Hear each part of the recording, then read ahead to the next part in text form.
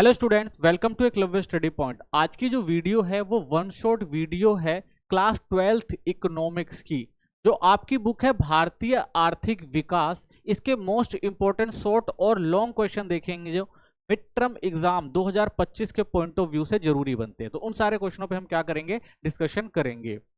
Syllabus हम पहले complete करा चुके हैं, तो आप प्लेलिस्ट में जाकर अगर आपको डिटेल वीडियो देखनी है तो आप डिटेल वीडियो प्लेलिस्ट में जाकर देख सकते हैं। जो भी आपका मिड टर्म का एग्जाम का सिलेबस है वो हमने डिटेल में करवा रखा है। तो मिड टर्म का जो आपका सिलेबस है 2025 का, उसमें टोटल 6 चैप्टर आ रहे हैं और ये जो बुक है आपकी वो 40 मार्क्स की आती है। तो इन 40 मार्क्स में आपके 6 चैप्टर आएंगे, जिसमें पहला चैप्टर आपका स्वतंत्रता की पूर्व संध्या पर भारतीय अर्थव्यवस्था की स्थिति, दूसरा भारत में योजना, तीसरा 1991 से आर्थिक सुधार, भारत में मानव पूंजी निर्माण, ग्रामीण विकास, और लास्ट में आपका रहा है रोजगार समृद्धि, अनौपचारिकरण एवं अन्य मुद्दे। तो ये टोटल 6 चैप्टर जो है आपके मिड टर्म एग्जाम में इस बुक से आ रहे हैं। ठीक है, टेलीग्राम चैनल जरूर ज्वाइन कर लेना आप हमारा, class 12th SP new group नाम से। यहाँ पे आपको पीडीएफ नोट्स और जो भी इंपॉर्टेंट अपडेट्स एग्जाम वगैरह की वो दे दी जाएगी यहाँ से। साथ ही इंस्टाग्राम पे फॉलो कर लें, user ID Eklavya study point. जो भी आपके क्वेश्चन आप हमसे यहाँ पर पूछ सकते हैं। वेबसाइट जरूर विजिट करें जो eklavyastudypoint.com नाम से है। यहाँ पे आपको चैप्टर वाइज हर सब्जेक्ट के theory notes, MCQ question, short question, long question, ये सारे यहाँ पर प्रोवाइड करा दिए जाएंगे। ठीक है, चलिए फर्स्ट चैप्टर देखते हैं हम। और फर्स्ट चैप्टर का जो पहला इंपॉर्टेंट क्वेश्चन बनता है वो है स्वतंत्रता की पूर्व संध्या पर भारतीय अर्थव्यवस्था की विशेषताएं बताइए। यानी जब भारत स्वतंत्र होने वाला था उससे पहले की अगर हम बात करते हैं, भारत की अर्थव्यवस्था कैसी थी। तो देखिए, भारत की अर्थव्यवस्था उस टाइम क्या थी भाई, स्थिर अर्थव्यवस्था थी। क्यों स्थिर अर्थव्यवस्था थी? क्योंकि भारत में जो आय थी वो बहुत कम वृद्धि की ओर जा रही थी। यानी जो भारत में आय की बात करें तो भारत की जो राष्ट्रीय आय थी या जो प्रति व्यक्ति आय थी वो क्या थी, उतनी अच्छी नहीं थी। ठीक है, क्यों नहीं अच्छी थी? क्योंकि जो अर्थव्यवस्था थी वो स्थिर थी, और स्थिर अर्थव्यवस्था में इन सब चीजों में कमी आपको देखने को मिलती है। 1860 से 1925 के बीच प्रति व्यक्ति आय अगर आप देखेंगे तो प्रति व्यक्ति आय की जो वृद्धि दर थी वो आपको कितनी दिखाई देगी, 0.5% से भी कम। यानी अगर आप प्रति व्यक्ति आय की बात करते हैं जो किसी भी समाज के विकास के लिए इंपॉर्टेंट होता है, वो आपको बहुत ही कम दिखाई देगा।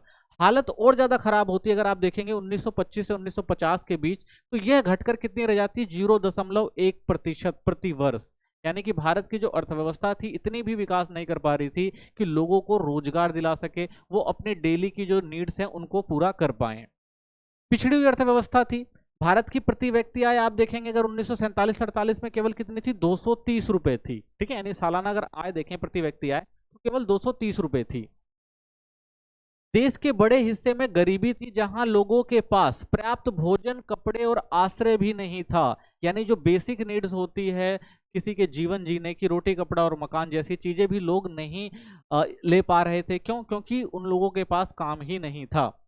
बेरोजगारी दर जो थी वो बहुत अधिक थी। ठीक है, बेरोजगारी दर अधिक थी, लोगों के पास काम नहीं थे, पैसे नहीं थे, इसलिए वो अपनी बेसिक जो जरूरतें हैं वो भी पूरा नहीं कर पा रहे थे। कृषि में पिछड़ापन था। लगभग 72% कामकाजी आबादी कृषि में लगी थी। यानी अगर आप देखेंगे कि लगभग 72%, यानी कि जो सबसे ज्यादा आबादी है वो किस क्षेत्र में काम कर रही है, वो कृषि क्षेत्र में काम कर रही है। इसके बावजूद अगर आप देखेंगे कृषि का जो जीडीपी था, सकल घरेलू जो उत्पाद था, उसमें योगदान केवल 50% था। यानी कि भारत की जो अर्थव्यवस्था थी वो काफी आपको पिछड़ी हुई दिखाई देती है इस समय। औद्योगिक पिछड़ापन भी आपको यहाँ पे देखने को मिलेगा। देश में बुनियादी और भारी उद्योगों का अभाव था। तो बुनियादी और जो भारी उद्योग थे ही नहीं तो लोगों को रोजगार कहाँ से मिलता। मशीनों का उत्पादन बहुत कम था, यहाँ पे मशीनें नहीं बनाई जाती थी। लघु और जो कुटीर उद्योग थे वो भी अंग्रेजों की नीति के चलते नष्ट हो चुके थे। खराब बुनियादी ढांचा था, यहाँ पर संचार, परिवहन और ऊर्जा उत्पादन के ढांचे का विकास बेहद कम था। यानी अगर किसी भी क्षेत्र को अगर आपको विकास की ओर लेके जाना है तो वहां पर बुनियादी ढांचों की जरूरत होती है। वहां पे भाई संचार अच्छा करना है, परिवहन अच्छा करना पड़ेगा, ऊर्जा संसाधन विकसित करने पड़ेंगे। लेकिन ये सारी चीजें अगर देखें तो उस समय ब्रिटिश की जो भेदभावपूर्ण नीति थी उसने इन सब चीजों का डेवलपमेंट ही होने नहीं दिया, या कहीं पर अगर डेवलपमेंट हुआ तो वो भी किस लिए हुआ भाई, उनके फायदे के लिए हुआ। नेक्स्ट क्वेश्चन देखते हैं। अगला क्वेश्चन है, स्वतंत्रता की पूर्व संध्या पर भारत के कृषि क्षेत्र, औद्योगिक क्षेत्र और विदेशी व्यापार कैसा रहा। यानी किसी भी देश की अर्थव्यवस्था के लिए ये 3 क्षेत्र जो है इंपॉर्टेंट थे, लेकिन ये 3 क्षेत्र जो भारत में अगर आप देखेंगे इनकी स्थिति खराब होती चली गई। तो स्वतंत्रता की पूर्व संध्या पर पहले कृषि क्षेत्र देखते हैं। तो कृषि क्षेत्र की अगर हम बात करें तो जमींदारी प्रणाली यहाँ पर चलती थी, यानी सारी जमीनें किसके पास थी, एक जमींदार के पास होती थी। और जमींदार क्या करता था भाई, किसानों से काम करवाता था और वहां से क्या करता था, टैक्स वसूलता था। और इतनी ज्यादा शोषणकारी ये नीति थी कि भाई जो किसान थे वो अपनी जरूरतों को पूरा करने के लिए जो अनाज उत्पादन करते थे वो उनको टैक्स के रूप में किनको देना पड़ता था भाई, जमींदारों को देना पड़ता था। इसलिए उनकी स्थिति जो थी वो बहुत खराब थी और कृषि की स्थिति जो थी और भी इसकी वजह से खराब होती चली गई। कृषि का व्यवसायीकरण कर दिया गया, यानी जब भाई उन्होंने देखा टैक्स अच्छे से नहीं मिल पा रहा है तो ब्रिटिश द्वारा क्या नीति अपनाई गई भाई, उन्होंने कृषि का व्यवसायीकरण किया। यानी जो पहले खाद्य उत्पादन होता था, यानी अनाज का उत्पादन किया जाता था अपने लिए, लोग किसान करते थे, तो उनको अनाज से हटाकर क्या कहा गया भाई, आप जूट उगाओ, नील उगाओ, ठीक है, कपास उगाओ, जिनमें ज्यादा प्रॉफिट था। ठीक है, कृषि का जो है व्यवसायीकरण किया गया। निम्न उत्पादन एवं उत्पादकता बनी रही। तो भारत में जो अगर आप देखेंगे कि जो जमीनें थी वो उतनी ज्यादा उत्पादन नहीं दे पाती थी। ठीक है, तो उत्पादन नहीं दे पाती थी, उन पर तो ब्रिटिश द्वारा कोई काम किया नहीं कि भाई जमीनों को सुधारा जाए, भूमि का सुधार किया जाए। ठीक है, लेकिन जो उत्पादकता थी वो कम थी, यानी उत्पादन तो होता ही नहीं था। जब भाई जमीन अच्छी नहीं होगी तो उत्पादन कैसे होगा, तो उत्पादकता की जब कमी थी उसको भी क्या करा जाता था भाई, जो भी उत्पादन होता था उसको वो क्या करते थे, टैक्स के रूप में ले लेते थे। तो इससे किसान के पास जो था वो अधिशेष बचता ही नहीं था, तो वो बेचारा और ज्यादा गरीब होता चला गया। उच्च स्तर की अनिश्चितता थी कृषि में, एक भाई समस्या और थी, अनिश्चितता होती थी, कभी सूखा पड़ जाता था, कभी बाढ़ आ जाती थी। ठीक है, और उनकी वजह से जो कृषि जो थी वो खराब हो जाती थी। ठीक है, और सबसे बड़ी समस्या थी, किसान जो था टोटली डिपेंड किस पे होता था भाई, वो मानसून पे डिपेंड होता था। कृषि की कोई ज्यादा जो सिंचाई की कोई सुविधाएं नहीं कराई गई थी ब्रिटिश द्वारा, जिसके चलते उनका जो अनाज था वो किस पे डिपेंड करता था, वो पूरा प्रकृति पे डिपेंड करता था। अगर अच्छी बारिश होती थी तो भाई अच्छा अनाज होता था। ठीक है, अगर बारिश नहीं हुई तो क्या होता था, उनका जो अनाज था वो बिल्कुल ही खराब हो जाता था। तो ये भी एक समस्याएं थी। ब्रिटिश शासन के तहत विदेशी व्यापार की बात करें तो देखिए, प्राथमिक उत्पादकों का निर्यातक और तैयार माल का आयातक। तो ब्रिटिश ने क्या किया भाई, अपने फायदे के लिए भारत में कच्चे माल को क्या करते थे, वो विदेशों में लेके जाते थे। ठीक है ना, और अब वहां से क्या करते थे, बना बनाया माल भारत में बेचते थे। तो इससे क्या होता था भाई, उनको ज्यादा फायदा होता था। जब वो बना हुआ सामान यहाँ बेचते थे तो उनको फायदा ज्यादा था, कच्चा माल ले जाते थे वो सस्ते में लेकर जाते थे। अंग्रेजों द्वारा व्यापार पर एकाधिकार नियंत्रण था भाई, उनका अपना एकाधिकार नियंत्रण था। वो कहते थे भाई जो हम कहेंगे वही सामान बिचेगा और वही सामान जो होगा आयात और निर्यात होगा। अधिशेष व्यापार लेकिन केवल अंग्रेजों के लाभ पहुंचाने के लिए था। और जो अगर हम कहें ब्रिटिश जो थे पूरा नियंत्रण कर रहे थे हमारे व्यापार को, तो उसमें क्या था भाई, अधिशेष भी बचता था। यानी ब्रिटिश जो व्यापार करते थे या जो भी टैक्स वगैरह लेते थे उसमें अधिशेष बचता था, लेकिन वो अधिशेष का फायदा सिर्फ अपने यूज के लिए करते थे। यहाँ पे लोक कल्याणकारी या लोगों में कोई ऐसी सुविधाएं दे दी जाए जिससे यहाँ के लोगों का फायदा हो जाए, तो ऐसा कुछ नहीं करते थे। वो सारा का सारा पैसा उठाए कहाँ ले जाते थे, इंग्लैंड लेके जाते थे। ठीक है, तो इससे क्या हुआ भाई, यहाँ पे जो विदेशी व्यापार था वो भी इन्होंने खत्म किया, जो हमारा कृषि क्षेत्र था उसका भी विकास नहीं किया। तो ये भी क्या हो गया, पिछड़ता ही चला गया। औद्योगिक क्षेत्र की बात करते हैं तो हस्तशिल्प का पतन करा गया ब्रिटिश द्वारा, यानी भेदभाव फुट टैरिफ नीति का परिचय किया इन्होंने।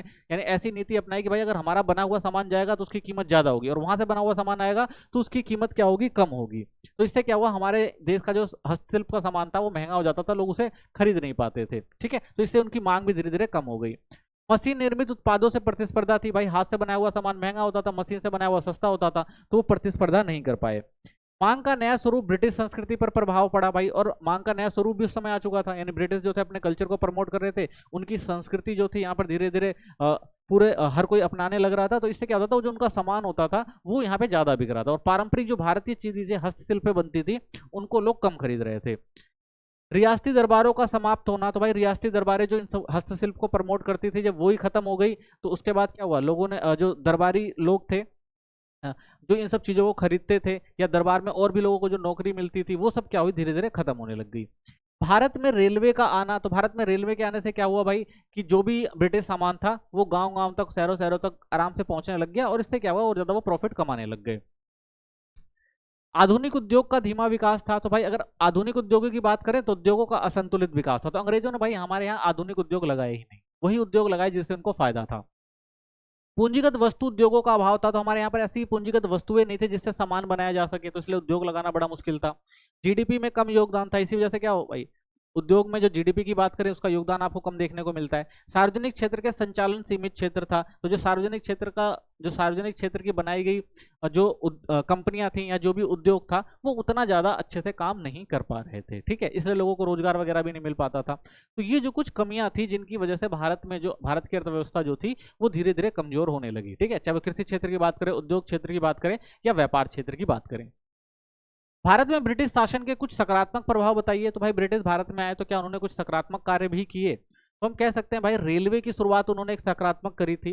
तो रेलवे की स्थापना ने माल और कच्चे सामानों की तेज आवाजाही को संभव बनाया, जिससे बाद में अर्थव्यवस्था को बढ़ावा मिला। ठीक है, तो ये रेलवे एक अच्छी शुरुआत थी जो भारत में आई थी। बेशक से उन्होंने अपने फायदे के लिए किया था, लेकिन इससे भारत को भी मदद मिली। और जब ब्रिटिश भारत छोड़ के गए तो भारत की अर्थव्यवस्था के विकास में रेलवे ने भी जो है महत्वपूर्ण भूमिका निभाई थी।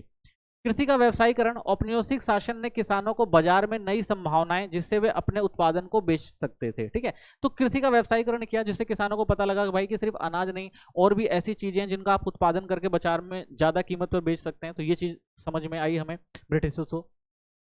मौद्रिक प्रणाली, तो वस्तु विनिमय प्रणाली की जगह मौद्रिक प्रणाली आई, जिससे व्यापार में सुगमता आई। तो चाहे मौद्रिक प्रणाली थी वो ब्रिटिश द्वारा लाई गई थी। हमारे यहाँ पहले ज्यादातर आप देखेंगे वस्तु विनिमय प्रणाली चलती थी, यानी सामान के बदले सामान लिया जाता था। लेकिन एक मौद्रिक प्रणाली जो ब्रिटिशर्स ने शुरू करी, इससे व्यापार में जो है सुगमता आई। ठीक है ना, व्यापार आसानी से होने लगा। प्रभावी प्रशासन, तो ब्रिटिश शासन ने एक कुशल प्रशासनिक प्रणाली स्थापित की, जिसने भविष्य के आर्थिक और राजनीतिक विकास में मदद करी। तो ब्रिटिश यहाँ पे थे, वो एक कुशल प्रशासनिक प्रणाली चलाते थे। ठीक है, जिसका फायदा जो है वो भारत को भी हुआ। जब ब्रिटिश भारत को छोड़ के गए तो वही प्रशासन प्रणाली जो थी वो भारत में अपनाई गई, जिससे भारत का आर्थिक और राजनीतिक विकास अच्छे से हो सका। नए रोजगार के अवसर, रेलवे सड़क निर्माण के नए रोजगार सृजित किए गए, जिससे सामाजिक और आर्थिक विकास को बढ़ावा मिला। ठीक है, तो कुछ ऐसी भी नीतियां थी ब्रिटिश की जिसने रोजगार उपलब्ध करवाए, जैसे सड़क हो गया, परिवहन हो गया, या रेलवे वगैरह बनाई जाती। तो यहाँ पे नए रोजगार के अवसर भी मिले और भारत में जो बुनियादी ढांचा था वो भी थोड़ा अच्छा होने लगा।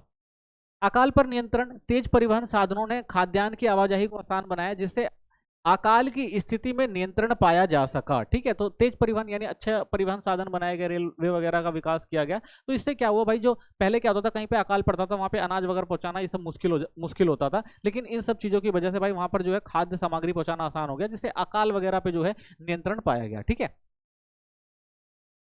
नेक्स्ट क्वेश्चन आपका आता है, ब्रिटिश शासन के दौरान जनसांख्यिकी रूपरेखा कैसी थी? ठीक है, तो भारत की जनसांख्यिकी कैसी थी? तो देखिए, उच्च जन्म दर और उच्च मृत्यु दर अगर हम देखें वहां पे उस टाइम आपको देखने को मिलेगी, यानी जन्म दर और मृत्यु दर दोनों बहुत अधिक थी, जिससे भारतीय जनसांख्यिकी संक्रमण के पहले चरण में था। ठीक है, 1921 से पहले। अगर हम 1921 से पहले की बात करते हैं तो भाई भारत जो था वो जनसांख्यिकी संक्रमण की पहली स्थिति में था, जहां पर मृत्यु दर भी ज्यादा थी और जन्म दर भी ज्यादा थी। ठीक है, महान विभाजन इन्हीं के कार्य में होता है। आप देखते हैं तो 1921 को महान विभाजन का वर्ष माना जाता है, जब भारत ने जनसांख्यिकी संक्रमण के दूसरे चरण में प्रवेश किया। ठीक है, तो ये जो था इसे महाविभाजन कहा जाता है। यानी 1921 के बाद भारत जो है जनसांख्यिकी दूसरे चरण में आता है, जहां पर जो मृत्यु दर थी उस पर थोड़ा कंट्रोल किया जाता है। कुछ सुविधाएं आती हैं, मूलभूत सुविधाएं आती हैं, या कुछ कह सकते हैं आप मेडिकल वगैरह सुविधाएं आती हैं, जिससे आप देखेंगे कि जो मृत्यु दर थी उसको कंट्रोल किया गया। तो इसे महान विभाजन कहा जाता है।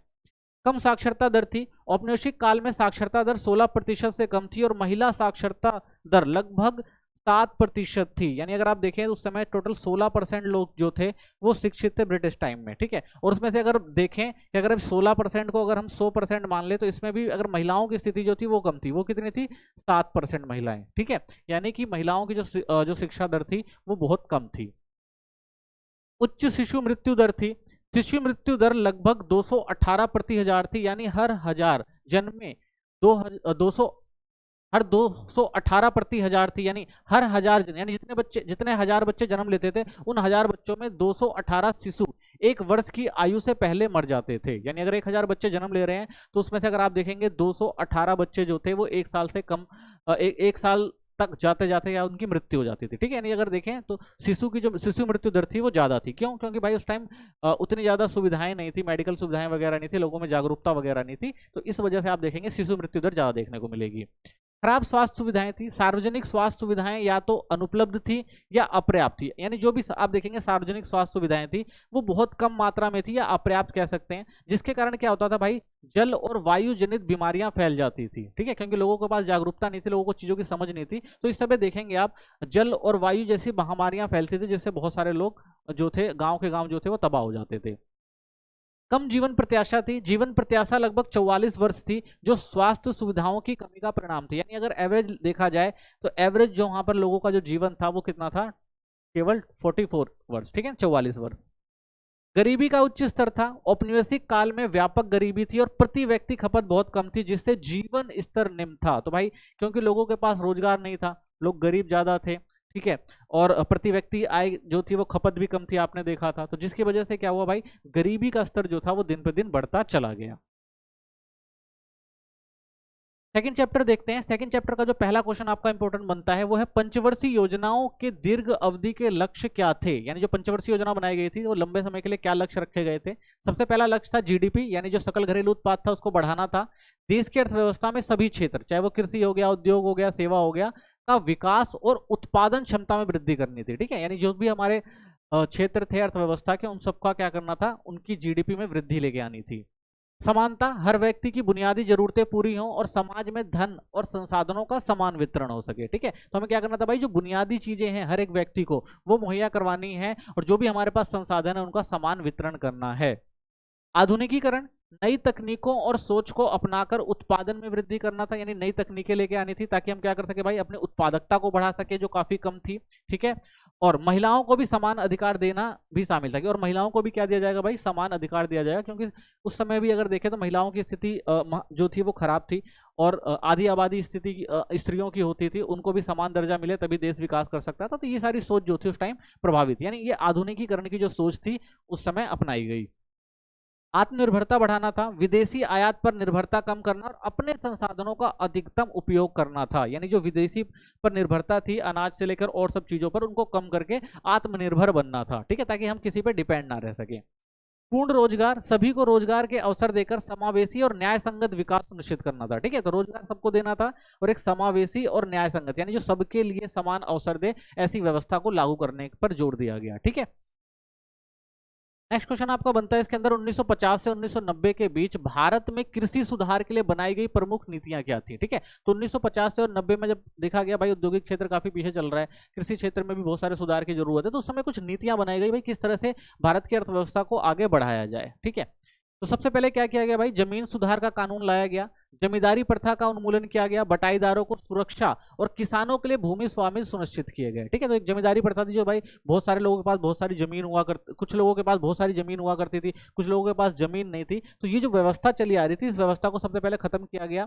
ठीक है, और जो बटाईदारों का भाई कुछ नियम होते थे कि भाई उनसे, बटाईदार जो किसी के खेतों में काम करते थे तो उनको कम अनाज मिलता था, दूसरे लोग ज्यादा अनाज ले जाते थे, तो ये सारे जो सुधार उस टाइम किए गए, और जिन लोगों के पास जमीनें नहीं थी उनको जमीनें दी गई। ठीक है, तो ये सारी जो शुरुआत थी उस टाइम। सामूहिक कृषि पर जोर दिया गया, किसानों को संगठित करके उनकी उत्पादन क्षमता बढ़ाने और सहकारी संस्थाओं के माध्यम से कृषि उत्पादकों में सुधार लाने की पहल करी गई। ठीक है, तो क्या किया गया भाई, जो सामूहिक कृषि थी, यानी इकट्ठा होकर लोग कृषि करें, इसको क्या किया, बढ़ावा दिया गया, ताकि लोग अगर इकट्ठा होकर काम करेंगे तो उससे उत्पादकता जो होगी वो ज्यादा अच्छी होगी और उत्पादकता में सुधार भी आएगा।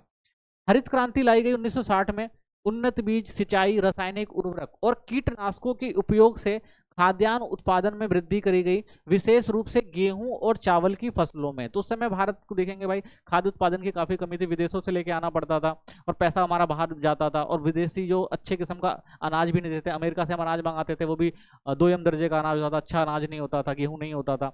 तो इसलिए फिर क्या किया, भारत में हरित क्रांति लाई गई। ठीक है, अच्छी बीजों का उपयोग किया गया, सिंचाई सुविधाएं विकसित करी गई, रासायनिक खादों का उपयोग किया गया, ताकि देश के अंदर उत्पादन क्षमता जो है खाद्य फसलों की उनको बढ़ाया जा सके।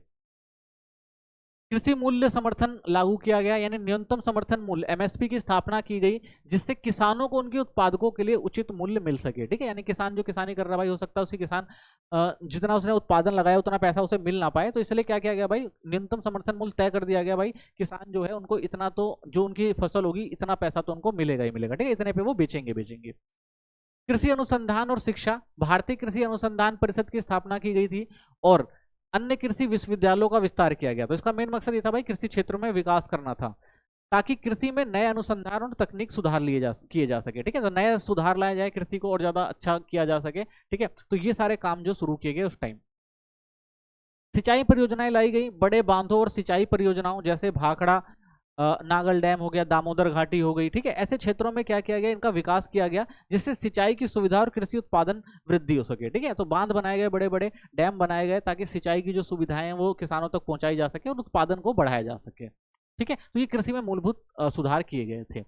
तो भारतीय कृषि सुधार में हरित क्रांति का क्या महत्व था? तो देखिए हरित क्रांति बहुत महत्वपूर्ण स्थान रखती है भारत में, क्योंकि इसने खाद्य जो फसलों की कमी थी भारत में उसको खत्म करने का काम किया था, ठीक है ना। बड़े मात्रा में हमारे यहाँ खाद्य उत्पादन होने लगा था, ठीक है। तो भारतीय कृषि में सुधार में हरित क्रांति का महत्व क्या था? सबसे पहले उत्पादन वृद्धि हुई, यानी उन्नत बीज और तकनीकियों से गेहूं चावल का उत्पादन कई गुना बढ़ा, जिससे खाद्य संकट खत्म हुआ। तो भारत की सबसे बड़ी समस्या क्या थी भाई? खाद्यान्न संकट हो जाता था, अनाज की कमी हो जाती थी। तो हरित क्रांति ने क्या किया भाई? इस कमी को दूर करने का प्रयास किया। खाद्य सुरक्षा, भारत खाद्यान्नों में आत्मनिर्भर बना, जिससे भूख और गरीबी कम हुई। तो भाई खाद्य सुरक्षा मिल गई, क्यों? क्योंकि भाई अब लोगों के किसानों ने इतना ज्यादा अनाज उत्पादन कर दिया, जिससे ये तो तय हो गया भाई कि अब कोई भूखा नहीं मरेगा, ठीक है। तो इससे क्या हुआ? जो भूख और गरीबी पे थोड़ा नियंत्रण रखा गया। आधुनिकीकरण की शुरुआत हुई, पारंपरिक खेती बदलकर आधुनिक तकनीक और उर्वरकों का इस्तेमाल बढ़ा, जिससे कृषि अधिक उत्पादन करने लगी, ठीक है। जो पारंपरिक तकनीक थी उसे छोड़कर नई तकनीकें अपनाई गई, ठीक है ना। उर्वरक लाए गए, कीटनाशक वगैरह लाए गए, सिंचाई व्यवस्था कराई गई, जिससे क्या हुआ? ये आधुनिकीकरण ने क्या किया? हमारे यहाँ कृषि के उत्पादन को जो है वो उत्पादन क्षमता थी उसको बढ़ा दिया। आय में वृद्धि हुई, किसानों की आय में वृद्धि हुई, विशेष रूप से पंजाब हरियाणा जैसे क्षेत्रों में काफी ज्यादा विस्तार हुआ, काफी ज्यादा उनका विकास हुआ, ठीक है। किसानों की आय बहुत अच्छी हुई। ग्रामीण विकास, रोजगार के अवसर बढ़े, ठीक है, और सहायक उद्योगों का विकास हुआ, जिससे ग्रामीण अर्थव्यवस्था मजबूत हुई, ठीक है। तो इसमें क्या हुआ भाई? रोजगार मिला, क्योंकि अच्छी फसल हो रही थी तो लोग क्या कर रहे थे? ज्यादा से ज्यादा लोग काम कर रहे थे, तो रोजगार मिला। और इससे क्या हुआ? जब अच्छे अनाज फसल उत्पादन होने लग गए तो उससे अनाज से संबंधित जो भी उद्योग थे उनका भी विकास होना शुरू हुआ। आर्थिक विकास के लिए औद्योगिक नीति संकल्प 1956 क्या था? ठीक है, तो उद्योग कृषि में विस्तार किया गया और कृषि को अच्छे से आगे बढ़ाया गया। और उसके बाद जो दूसरा कदम था वो औद्योगिक क्षेत्र में था कि भाई किस तरह से उद्योगों को भी बढ़ाया जा सके। तो औद्योगिक नीति संकल्प लाया गया आईपीआर 1956। भारत में औद्योगिक विकास के लिए प्रमुख नीति थी, जिसका उद्देश्य समाजवादी ढांचे में सार्वजनिक और निजी क्षेत्रों के संतुलन बनाकर औद्योगिकरण को बढ़ावा देना था। यानी भारत में हर क्षेत्र को ध्यान में रखते हुए, चाहे वो निजी क्षेत्र हो चाहे वो सार्वजनिक क्षेत्र हो, इनको ध्यान में रखते हुए हमारे देश की जो अर्थव्यवस्था थी उसको बढ़ाना था, औद्योगिक जो क्षेत्र था उसको बढ़ाना था। तो इसीलिए क्या लाया गया? औद्योगिक नीति संकल्प आईपीआर 1956, ठीक है। तो इस नीति के तहत कुछ महत्वपूर्ण कार्य किए गए थे। तो सबसे पहला कार्य क्या था? उद्योगों का वर्गीकरण किया गया। तो उद्योगों को 3 वर्णों में बांटा गया, 3 श्रेणियों में बांटा गया या 3 अनुसूचियां बनाई गई, जिसके अंदर आपकी पहली जो श्रेणी आती है उसमें 17 उद्योगों को पूरी तरह राज्य के स्वामित्व में है। जैसे हथियार हो गया, परमाणु ऊर्जा हो गया, इस्पात हो गए, भारी मशीनरी हो गई, कोयला हो गया, रेलवे हो गया, शिपिंग। तो ये सारे जो श्रेणी के उद्योग आते थे 17 उद्योग, वो किसके कंट्रोल में हुए? डायरेक्ट गवर्नमेंट के कंट्रोल में हुए, ठीक है। सरकार इस पर नियंत्रण रखेगी, ठीक है। दूसरा जो था वो था श्रेणी बी के जो उद्योग थे। तो उद्योगों को राज्य का स्वामित्व था, ठीक है। इसमें जो स्वामित्व होगा किसका होगा? वो राज्य का होगा, लेकिन निजी उद्यम केवल सलाहकार होंगे। तो निजी उद्यम भी इनके साथ मिलकर काम कर सकते थे। यानी अगर स्वामित्व देखें तो राज्य का होगा, सरकार का होगा, लेकिन निजी उद्योग भी क्या कर सकते थे? उनके साथ काम कर सकते थे, उनको सलाह दे सकते थे, ठीक है। जैसे उर्वरक क्षेत्र हो गया, एल्युमिनियम क्षेत्र हो गया, मशीन टूल हो गए, खनन हो गया। तो इन सब में क्या हुआ? दोनों ने मिलकर काम करना शुरू किया, सरकार ने भी और प्लस में निजी संस्थाओं ने भी। तीसरी जो श्रेणी बनाई गई वो शेष उद्योग जो भी बचे इनमें, उसके बाद वो जो उद्योग थे वो निजी क्षेत्र द्वारा संचालित किए गए कि भाई निजी क्षेत्र इनको इनमें काम कर सकता है, लेकिन सरकार से लाइसेंस की आवश्यकता थी कि भाई इसमें कह दिया गया भाई कि निजी क्षेत्र भी अपने उद्योग लगा सकते हैं, लेकिन बस एक चीज करनी पड़ेगी, उन्हें लाइसेंस लेना पड़ेगा सरकार से कि भाई वो क्या काम कर रहे हैं, उसके लिए लाइसेंस ले। तो पिछड़े क्षेत्रों में उद्योगों को सब्सिडी और कर लाभ भी मिला। और साथ में गवर्नमेंट ने क्या किया भाई? जो उद्योग थे छोटे क्षेत्रों के या पिछड़े क्षेत्र थे उनमें जो अगर कोई उद्योग लगाता था तो गवर्नमेंट सब्सिडी भी देती थी और कर में छूट देती थी, ताकि वहां पर उद्योग लगा के लोगों को रोजगार दिया जा सके, ठीक है। तो ये 3 तरह के अगर आप देखेंगे उद्योगों का वर्गीकरण किया गया, ठीक है। पहली चीज ये। दूसरा, मिश्रित अर्थव्यवस्था अपनाई गई थी, सार्वजनिक और निजी दोनों क्षेत्रों की भागीदारी सुनिश्चित की गई भाई कि दोनों आगे आए, दोनों अर्थव्यवस्था के विकास में मदद करें। लाइसेंसिंग प्रणाली हमने देखी थी, इसके अंदर उद्योगों की स्थापना विस्तार के लिए लाइसेंस अनिवार्य कर दिया गया कि भाई आप अगर उद्योग लगा रहे हैं, ठीक है, या कोई भी उद्योग विस्तार कर रहे हैं तो आप लाइसेंस लेंगे ताकि गवर्नमेंट के कंट्रोल में रहें। क्षेत्रीय संतुलन में कमी आई, तो पिछड़े क्षेत्रों में उद्योगीकरण को प्रोत्साहन दिया गया, यानी जिन क्षेत्रों में उद्योग नहीं थे उनको गवर्नमेंट ने विशेष प्रोत्साहन दिया, जैसे हमने देखा सब्सिडी वगैरह दी, ठीक है, और कर वगैरह में छूट दी। तो जिससे क्या हो गया? वो पिछड़े क्षेत्रों में भी उद्योग लगाए जा सके, उनका भी विकास हो सके, ठीक है। कर्मचारी सुरक्षा मिली, श्रमिकों के सामाजिक कल्याण के लिए कानून बनाए गए, ठीक है। साथ ही जो श्रमिक थे उनके सामाजिक कल्याण किया जा सके तो उनके लिए भी बहुत सारे कानून इस टाइम बनाए गए थे, ठीक है। तो ये कुछ प्रमुख नीतियां थी उस समय जो औद्योगिक विस्तार के लिए अपनाई गई थी गवर्नमेंट के द्वारा। औद्योगिक सुधारों में लघु उद्योग को कैसे प्रोत्साहित किया गया? ठीक है, तो लघु उद्योग जो थे वो सबसे इंपॉर्टेंट थे उस टाइम, क्योंकि भाई ये ज्यादा लोगों को रोजगार दे रहे थे। तो गवर्नमेंट ने इसमें क्या कदम उठाए? बड़ी फर्मों से सुरक्षा दी, यानी लघु उद्योग बड़ी कंपनियों का मुकाबला नहीं कर सकते थे, इसलिए सरकार ने उनके विकास के लिए कदम उठाए। ठीक है, तो उन्होंने कहा भाई जो लघु उद्योग जो चीजें बना रहे हैं वो बड़ी कंपनियां नहीं बनाएंगी, तो इनके लिए उनको संरक्षण दिया गया। उत्पादों का आरक्षण किया गया, यानी कुछ उत्पाद केवल लघु उद्योगों के लिए आरक्षित कर दिए गए। ठीक है, यानी ये कुछ ऐसे उद्योग थे जो सिर्फ कौन बना सकते थे, वो ये छोटे लघु उद्योग वाले ही बना सकते थे। ठीक है, उस और बड़ी कंपनियां उसको नहीं बनाएंगी, इस पर पाबंदी लगाई गई थी। रियायतें दी गई, लघु उद्योगों को कम टैक्स और कम ब्याज दरों पर बैंक ऋण की सुविधाएं दी गई। ठीक है, ताकि वो क्या कर सके, अपना जो उद्योग है वो स्थापित कर सके। तो निवेश की सीमा को बढ़ाना, 1950 में एक लघु उद्योग इकाई वह थी जो अधिकतम 5 लाख रुपए निवेश करती थी। ठीक है, अगर हम वर्तमान की बात करें तो ये निवेश की जो अनुमति है वो 1 करोड़ है। तो उस समय ये सीमा तय करी गई थी कि भाई ये जो उद्योग होंगे वो किसके अंदर आएंगे, लघु उद्योग के अंदर आएंगे, और गवर्नमेंट क्या देगी भाई, इनको प्रोत्साहन देगी ताकि ये भी क्या कर सके, अपना विकास कर सके और लोगों को रोजगार वगैरह दे सके। अगला क्वेश्चन आता है आयात प्रतिस्थापन क्या था और भारत ने ये नीति क्यों अपनाई। ठीक है, तो आयात प्रतिस्थापन क्या है? आयात प्रतिस्थापन का मतलब है आयात की जगह घरेलू उत्पाद को बढ़ावा देना। यह नीति भारत की पहली 7 योजनाओं में अपनाई गई थी। इसके तहत आयातित वस्तुओं की जगह देश में उत्पादित वस्तुओं का उपयोग किया गया। इसे लागू करने से सुरक्षा उपाय थे। ठीक है, तो सुरक्षा के मद्देनजर ये नीति अपनाई गई थी। तो आयात प्रतिस्थापन का मतलब ये था कि भाई गवर्नमेंट जिस चीज का उत्पादन चाहेगी उसी चीज का उत्पादन भारत के अंदर होगा, बाहर से वो चीज नहीं आएगी। ठीक है, यानी आयात पर प्रतिबंध था, यानी गवर्नमेंट ने ये कहा भाई कि जो हम चीज चाहते हैं वही बाहर से आएगी और जितनी मात्रा में चाहते हैं वही बाहर से आएगी, बाकी सारी चीजें जो हैं देश के अंदर ही बनाई जाएंगी। ठीक है, तो इसके लिए क्या किया गया, टैरिफ तय किया गया कि भाई आयातित वस्तुओं पर ऊंचे कर लगाए गए ताकि वे महंगी हो जाएं और उनका आयात कम हो सके। ठीक है, यानी जो बाहर से सामान आ रहे थे उस पर क्या किया गया, भारी टैरिफ लगाया गया ताकि भाई वो सामान महंगा हो जाएगा, भारत के अंदर आएगा तो बिकेगा ही नहीं। ठीक है, मेन मकसद क्या था भाई कि देश के अंदर जो बना सामान है उसको लोग खरीदे, बाहर से आया जो सामान है उसको ना खरीदे। ठीक है, दूसरा कोटा तय कर दिया गया, कुछ वस्तुओं के आयात की अधिकतम सीमा तय की गई ताकि घरेलू उत्पादन को बढ़ावा मिल सके। ठीक है, तो ये भी कहा गया कि भाई कि कितनी मात्रा में आएगा ये भी तय कर दिया गया। आएगा उस पर टैरिफ लगेगा, टैक्स तो ज्यादा होगा ही, साथ में गवर्नमेंट देखेगी भाई कि कितना सामान लेने की हमें जरूरत है, उतना ही सामान जो है बाहर से आएगा। ठीक है, उस पर क्या कर दिया गया, कोटा तय कर दिया गया। आयात प्रतिस्थापन के कारण क्या थे? तो देखिए विदेशी प्रतिबंध से बचना था, सबसे पहला कारण ये था, क्योंकि घरेलू उद्योग विकसित देशों की वस्तुओं से प्रतिस्पर्धा नहीं कर सकते थे, इसलिए उन्हें संरक्षण दिया गया कि भाई बाहर का जो सामान आता वो क्वालिटी में ज्यादा अच्छा होता देश से, तो लोग क्या करते उसको खरीदते, तो देश का सामान बिक नहीं पाता, तो इसलिए क्या किया गया भाई, विदेशी प्रतिस्पर्धा से बचाना था। विदेशी मुद्रा की बचत, विलासिता की वस्तुओं के आयात पर रोक लगाकर विदेशी मुद्रा भंडार की सुरक्षा की गई। ठीक है, क्योंकि बहुत कुछ लोग ऐसे भी थे भाई जो अमीर थे और जो बाहर के जो भोग जो वस्तुएं आती थी, जो विलासिता की वस्तुएं आती थी वो लोग उसे खरीदते थे, तो उससे क्या होता था, भारत का पैसा बाहर जाता था, तो उस पर कंट्रोल करने के लिए भी क्या किया गया, ये नीति अपनाई गई। ठीक है, नेक्स्ट चैप्टर देखते हैं, थर्ड चैप्टर का जो पहला क्वेश्चन है इंपॉर्टेंट, वो है भारत ने 1991 में कौन सी आर्थिक सुधार की और क्यों। तो हमने देखा था भाई 1990 तक आते आते भारत की आर्थिक स्थिति बहुत ज्यादा खराब हो चुकी थी। भारत ने जो भी आयात प्रतिस्थापन हो गया और बहुत सारी ऐसी नीतियां बना रखी थी जिससे भारत की जो अर्थव्यवस्था थी वो धीरे धीरे क्या हो रही थी, खत्म होती जा रही थी, कमजोर होती जा रही थी।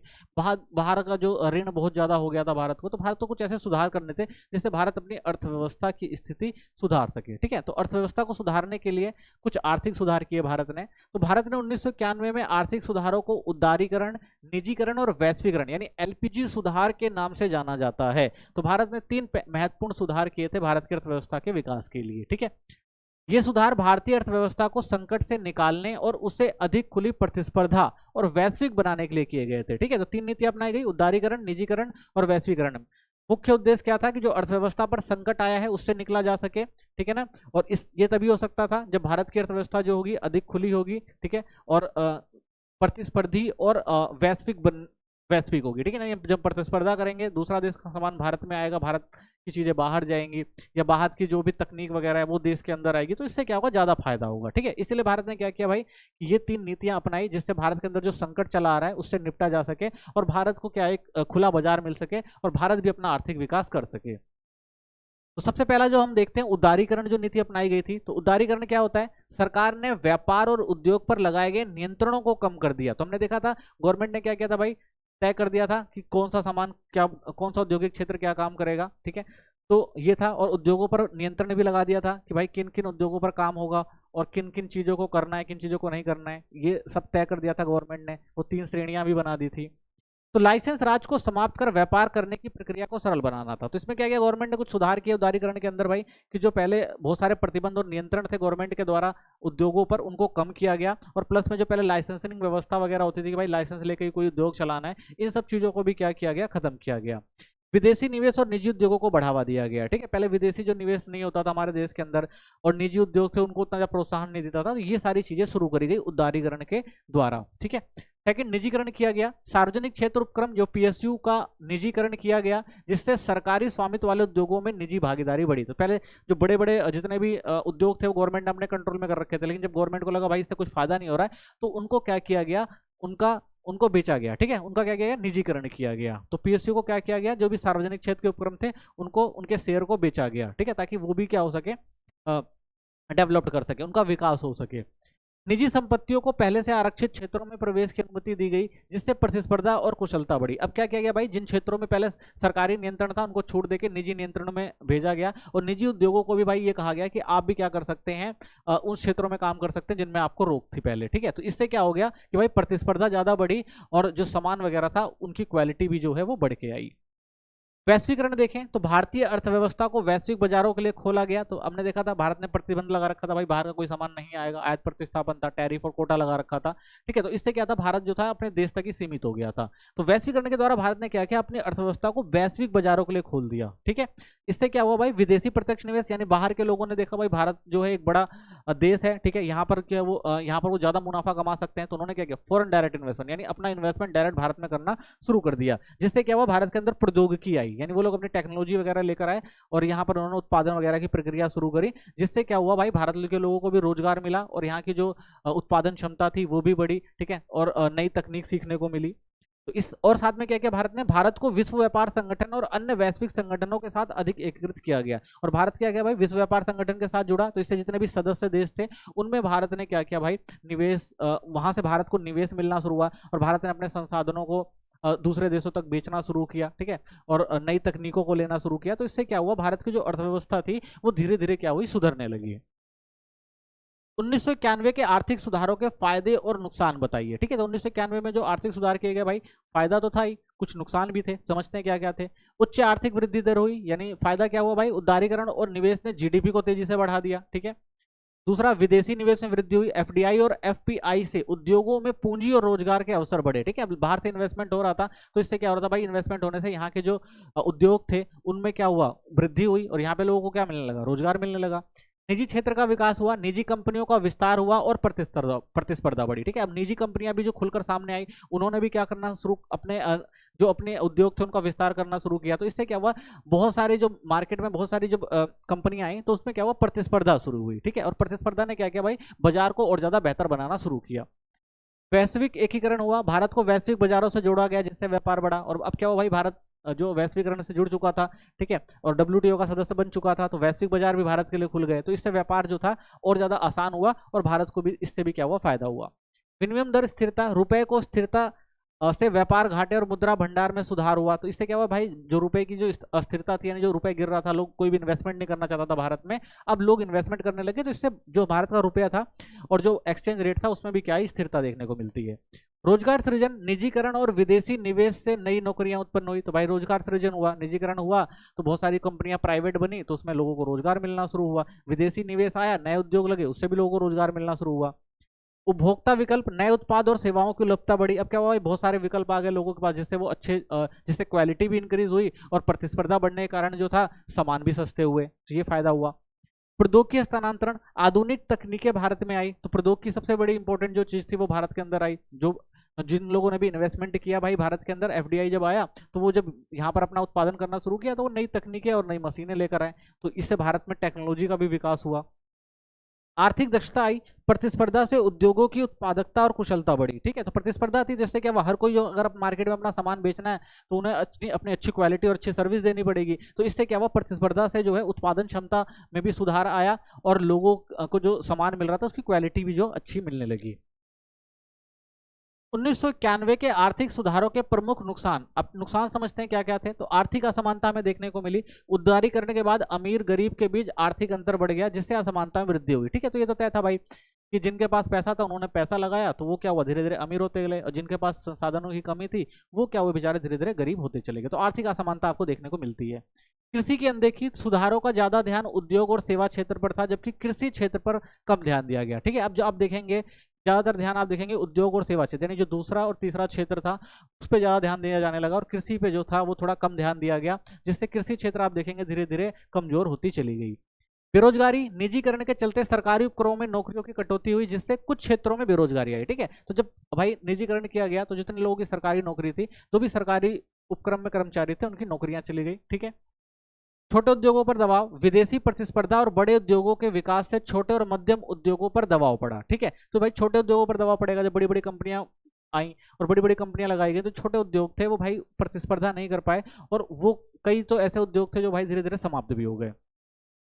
आयात निर्भरता, वैश्वीकरण के कारण आयात निर्भरता बढ़ गई है, जिससे घरेलू उद्योग को नुकसान हो रहा है। भाई बाहर से बहुत सारे ऐसा सामान है जो भारत में आता है जो अच्छी क्वालिटी का आता है, और देश के अंदर वो अच्छी क्वालिटी का सामान नहीं बन पाता है, तो इससे क्या होता है कि भाई आयात जो हमारा वो ज्यादा बढ़ जाता है। ठीक है, आयात निर्भरता ज्यादा हो जाती है, निर्यात हम कम करते हैं और आयात ज्यादा करते हैं वस्तुओं का।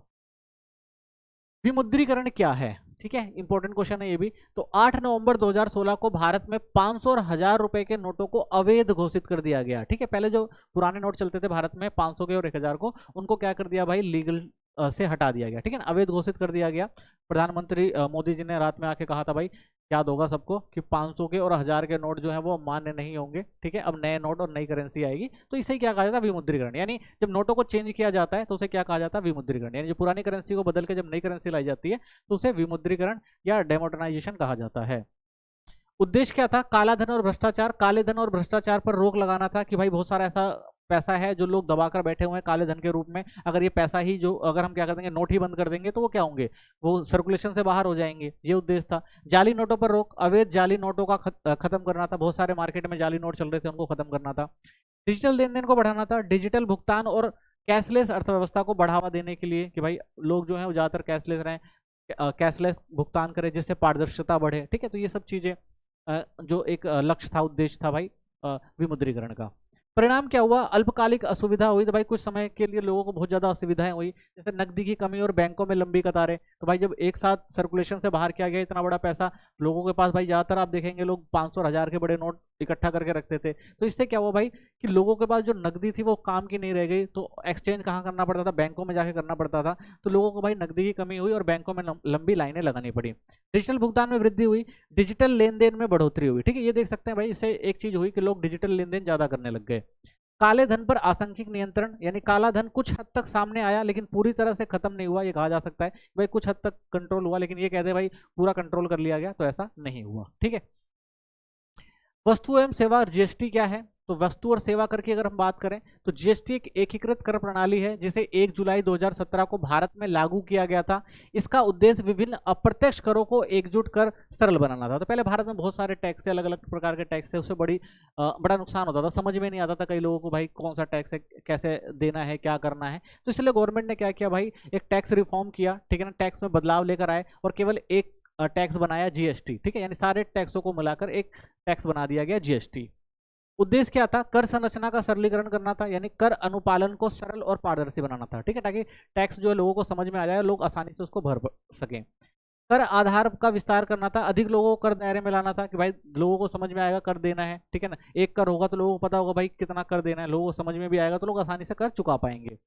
दोहरा कराधान समाप्त करना था, वस्तु और सेवाओं पर दोहरा कर खत्म करना था। पहले क्या होता था भाई, वस्तुओं पर अलग कर होते थे, सेवाओं पर अलग कर होते थे, तो उनको एक करना था। मुक्त व्यापार क्षेत्र, राज्यों के बीच व्यापार को आसान बनाना था। ठीक है ना, तो राज्य टू राज्य भी मुश्किल होती थी भाई, टैक्स किस तरह से टैक्स का लेन देन किया जाए, तो उसको आसान बनाने के लिए भी ये किया गया था। तो व्यापार क्षेत्र को अच्छा किया जा सके, तो इसके लिए भी ये जो था बहुत एक अच्छी पहल थी। ठीक है ना, तो वस्तु एवं सेवा कर यानी जीएसटी लाया गया था। परिणाम क्या हुआ, व्यापार में पारदर्शिता आई, कर प्रणाली पारदर्शी बनी, कर चोरी कम हुआ। ठीक है, तो लोगों को समझ में आने लग गया, तो कर पारदर्शिता भी अच्छी हो गई है, चोरी लोग कम करते हैं। कीमतों में बदलाव, कुछ वस्तुओं की कीमतें बढ़ी, कुछ की कम हुई। ठीक है, आसान कर अनुपालन था, कर जमा और रिटर्न फाइल करना बहुत आसान हो गया, क्योंकि एक टैक्स था, आसानी से समझा जा सकता था। आर्थिक समृद्धि, दीर्घकाल में व्यापार और आर्थिक विकास को बढ़ावा मिला। ठीक है, तो लंबे समय के लिए भाई इसमें क्या हुआ कि व्यापार जो आर्थिक क्रियाएं थी वो थोड़ी सरल हुई, तो उनको फायदा भी हुआ। ठीक है, चैप्टर नंबर 4 देखते हैं अब। पहला इसमें जो इंपॉर्टेंट क्वेश्चन बनता है वो है मानव पूंजी और भौतिक पूंजी में क्या अंतर है। तो देखिए, अगर हम परिभाषा की बात करें, शिक्षा, कौशल और स्वास्थ्य से जुड़ी क्षमता होती है। यानी अगर मानव पूंजी अगर है, मानव पूंजी का मतलब मानव, मानव को जब पूंजी रूप में देखते हैं तो उसके अंदर क्या चीज हमें देखने को मिलती है, वो शिक्षित होगा, वो कौशल होगा उसके अंदर, और उसका स्वास्थ्य अच्छा होगा, ठीक है, तो वो अपनी क्षमताओं को और अच्छे से निखार सकता है या काम कर सकता है। वही जब हम भौतिक पूंजी की बात करते हैं, इसमें मशीनें आती हैं, उपकरण आते हैं, इमारतें आती हैं और अन्य साधन आते हैं, ठीक है। तो ये सारी जो चीजें आती हैं किसके अंदर आती हैं, भौतिक पूंजी के अंदर आती हैं। स्वरूप की बात करें तो ये अमूर्त होता है, देखा या छुआ नहीं जा सकता, ठीक है। एक व्यक्ति के अंदर अगर आप उसकी शिक्षा या उसके कौशल को देखेंगे तो आप उसको छू नहीं सकते, या वो स्वस्थ है या नहीं है उसको देख के नहीं बता सकते, ठीक है। वहीं जब हम भौतिक पूंजी की बात करते हैं इसके स्वरूप की, तो ये मूर्त होता है, इसको देखा और छुआ जा सकता है, ठीक है। आप कोई भी मशीन या कोई भी प्रोडक्ट लेकर आते हैं, आप उसको देख सकते हैं। मूल्य में वृद्धि, तो जो मानव पूंजी होती है वो अपने मूल्य में कैसे वृद्धि करती है, अगर एक शिक्षित व्यक्ति है, ठीक है ना, उसको अच्छे से प्रशिक्षण दिया जाए, अगर वो अच्छा एक स्वास्थ्य पूर्वक व्यक्ति है, तो वो क्या करता है भाई, वो अपनी एक कीमत रखता है, ठीक है, अपने काम की एक कीमत रखता है। अगर एक अच्छा शिक्षित व्यक्ति है, अच्छी जगह पे काम कर रहा है, तो क्या होगा, उस व्यक्ति का मूल्य बढ़ जाएगा, ठीक है। उसने अच्छे से प्रशिक्षण प्राप्त किया तो उसका और मूल्य बढ़ जाएगा, ठीक है। अगर स्वस्थ रूप से एक व्यक्ति कोई काम करता है तो उसके करने की क्षमता जो होती है वो ज्यादा होती है, तो इससे भी क्या होती है, उसकी जो वृद्धि, मूल्य वृद्धि होती है वो बढ़ती है। वही नई मशीनें खरीदने और रख रखाव से, और वही जब हम भौतिक पूंजी की बात करते हैं तो इसमें मशीनें आती हैं, अगर हम इसको अच्छे से रखेंगे, इसका अच्छे से रख रखाव करेंगे तो क्या होगा, इसकी मूल्य में वृद्धि होगी, ठीक है, तो इसकी वैल्यू बढ़ेगी। समाप्ति, बीमार होने पर, उम्र बढ़ने पर या कौशल घटने पर जो मानव पूंजी होती है वो धीरे धीरे समाप्त होती है, ठीक है। एक व्यक्ति अगर बीमार हो रहा है, उसकी उम्र ज्यादा हो गई है, ठीक है ना, और उम्र के साथ जो होता है वो कमजोर हो जाता है, तब क्या होता है, धीरे धीरे जो मानव पूंजी होती है वो समाप्त होती है, ठीक है। वहीं जब हम भौतिक पूंजी की बात करते हैं तो समय, उपयोग और खराब रख रखाव के कारण ये खराब होती है, ठीक है। यानी समय के साथ जो मशीनें होती हैं वो भी कमजोर हो जाती हैं, अगर उपयोग उसका अच्छे से नहीं किया जाएगा, रख रखाव नहीं किया जाएगा, तो वो भी क्या होती है, खराब हो जाती है, तो वो भी समाप्त हो जाती है। उत्पादकता की बात करते हैं तो मानव पूंजी किस तरह से उत्पादन करती है, तो ज्ञान और कौशल पर आधारित होती है। यानी व्यक्ति जितना ज्ञानी होगा और जितना कौशल उसके अंदर होगा, उसके आधार पर ही क्या करेगा, वो काम करेगा और उत्पादन क्षमता को बढ़ाएगा। वही मशीनों और साधनों पर आधारित होती है। अब जो भौतिक पूंजी होगी कि जैसी मशीन है और जैसे उसके पास साधन है, तो उस आधार पर क्या कर सकता है, वो उत्पादकता को बढ़ा सकता है, ठीक है। छोटी मशीन है कम उत्पादन करेगा, बड़ी मशीन है ज्यादा उत्पादन करेगा, ठीक है। निवेश, तो मानव पूंजी में निवेश किस पर होता है, उसकी शिक्षा पर होता है, उसके प्रशिक्षण पे होता है और उसके स्वास्थ्य पर होता है, ठीक है। तो ये मानव पूंजी में जो निवेश है। वही जब हम भौतिक पूंजी की बात करते हैं तो यहाँ पे किस पे निवेश होता है, मशीन खरीदी जाएंगी, भवन खरीदा जाएगा या कोई तकनीकी साधन खरीदे जाएंगे, ठीक है, तो उसे हम क्या कहेंगे, भौतिक पूंजी कहेंगे, ठीक है। तो इसमें निवेश किया जाता है। तो इनमें जो है दो बुनियादी अंतर है, इंपॉर्टेंट है, कई बार पेपर में आता है, तो आप इसको ध्यान से देख लीजिएगा, ठीक है। नेक्स्ट क्वेश्चन आता है आपका, मानव पूंजी निर्माण के क्या लाभ हैं। तो देखिए, भौतिक पूंजी की उत्पादकता और दक्षता बढ़ाता है। तो मानव पूंजी क्या करेगा भाई, एक अगर मनुष्य है वो अच्छे से शिक्षित है, उसको अच्छी प्रशिक्षण प्राप्त है, वो स्वस्थ है, तो वो क्या करेगा, जो आपकी भौतिक पूंजी होती है, ठीक है, जो भी मशीनी वगैरह होती है, उससे क्या करेगा, वो उत्पादन की क्षमता को और ज्यादा बढ़ा देगा। यानी एक शिक्षित व्यक्ति और एक जो कार्यकुशल व्यक्ति है, वो उसको अगर मशीन दी जाएगी काम करने के लिए, वो क्या करेगा, उसको उत्पादकता को बढ़ा देता है। तो जिस देश में पर्याप्त मानव पूंजी होती है तो मशीनें और औद्योगिक उपकरण अधिक प्रभावी और उत्पादक बनते हैं। कुशल इंजीनियरिंग और तकनीकी श्रमिक मशीनों को बेहतर ढंग से संचालन कर सकते हैं। यानी एक अच्छा इंजीनियर होगा, अच्छा कार्यकर्ता होगा, तो मशीनों को क्या करेगा, ज्यादा अच्छे से चलाएगा। कार्य वातावरण में सकारात्मक बदलाव, मानव पूंजी निर्माण से कर्मचारियों के कौशल, संचार क्षमता और दृष्टिकोण में सुधार आता है। यानी व्यक्ति को अच्छे से शिक्षित किया जाएगा, उसे प्रशिक्षण दिया जाएगा, तो क्या होगा, उसके करने की क्षमता बढ़ेगी, ठीक है, और उसका दृष्टिकोण जो है वो बदलेगा कार्य के प्रति, ठीक है, तो वो अच्छे से चीजों को कर पाएगा। कंपनियां प्रशिक्षण में निवेश करती हैं जिससे कार्यस्थल अधिक सकारात्मक बनता है। तो इसलिए आप देखेंगे जो कंपनियां होती हैं वो क्या करती हैं, अपने कारीगरों को प्रशिक्षित करती हैं, जिससे वो और अच्छे से काम कर सके और कार्य का माहौल जो है वो अच्छा कर सके और उत्पादन क्षमता को बढ़ा सके, और आर्थिक वृद्धि में मदद मिलती है। तो इससे क्या होगा भाई, एक प्रशिक्षित व्यक्ति होगा, अगर अगर कंपनी है वो किसी अपने जो भी उसका कारीगर है उसके प्रशिक्षण पे अगर पैसा खर्च कर रही है, तो वो क्या करेगा, वो उत्पादन क्षमता को बढ़ाएगा। जब उत्पादन क्षमता को बढ़ाएगा तो क्या होगा, तो जो उसकी आर्थिक वृद्धि है वो भी क्या होगी, बढ़ेगी उस कंपनी की। सामाजिक समानता और भागीदारी बढ़ाना, तो श्रमिकों की उत्पादकता बढ़ाकर मानव पूंजी निर्माण समाज में आर्थिक समानता लाता है। अधिक भागीदारी से सामाजिक न्याय और समग्र विकास को बढ़ावा मिलता है। तो अगर भाई व्यक्ति जो है श्रमिक जो है वो अपनी उत्पादन क्षमता को बढ़ाएगा तो उससे क्या होगा, समाज में वो समाज में जो उसकी जो उसकी आर्थिक असमानता है वो खत्म होगी, वो आर्थिक रूप से सक्षम होगा। जब वो आर्थिक रूप से सक्षम होगा तो क्या होगा, समाज में उसकी भी भागीदारी सुनिश्चित होगी, वो भी समाज में अपना एक कोई ना कोई रोल निभा पाएगा। ठीक है, और इससे क्या होगा भाई, सामाजिक न्याय भी बढ़ेगा। ठीक है ना, वो भी क्या करेगा भाई, देश के विकास में अगर वो टैक्स वगैरह दे रहा है तो वो भी तो भागीदार बन रहा है ना देश के विकास में, तो इससे क्या होगा, वो भी जो समाज में अपनी भागीदारी को बढ़ाएगा। ठीक है, और लोगों को क्या होगा, उससे ज्यादा फायदा होगा और देश को भी उससे फायदा होगा। आविष्कार, नवाचार और तकनीक प्रगति करती है। ठीक है, तो शिक्षा और अनुसंधान समाज में परिवर्तन और तकनीक आवश्यकताओं को समझाने में मदद करते हैं। तो अगर आप शिक्षा और अनुसंधान किए जाएं, ठीक है, तो उससे क्या होगा, आप नई चीज़ों को सीखेंगे, नई चीज़ें लोगों को बताएंगे, तो उससे क्या होगा, ज़्यादा समाज जो होता है और ज़्यादा बेहतर होता है, लोग अच्छे से सीखते हैं। और जो तकनीक होती है, तकनीक में जो सुधार आती है उससे क्या होता है, समाज जो होता है और अच्छा बनता है। ठीक है, और अच्छा बनने का मतलब ये है कि भाई नई तकनीक आएगी, लोग नई तकनीक को सीखेंगे तो आर्थिक विकास में प्रगति होगी, समाज में भी प्रगति होगी। समझने में, जिससे वैज्ञानिक, चिकित्सक और औद्योगिक नवाचार को बढ़ावा मिलता है। ठीक है, तो अच्छा, अगर व्यक्ति शिक्षित है, ठीक है, और वो चीजों को अच्छे से देख रहा है तो वो क्या करेगा भाई, और लोगों को भी समझाने में मदद करेगा। तो इससे क्या होगा भाई, वैज्ञानिक क्षेत्र हो गया या चिकित्सा क्षेत्र हो गया या औद्योगिक नवाचार हो गया, इसमें भी क्या होगा, आपको बढ़ावा देखने को मिलेगा। ठीक है, भारत में मानव पूंजी निर्माण की समस्याएं क्या हैं।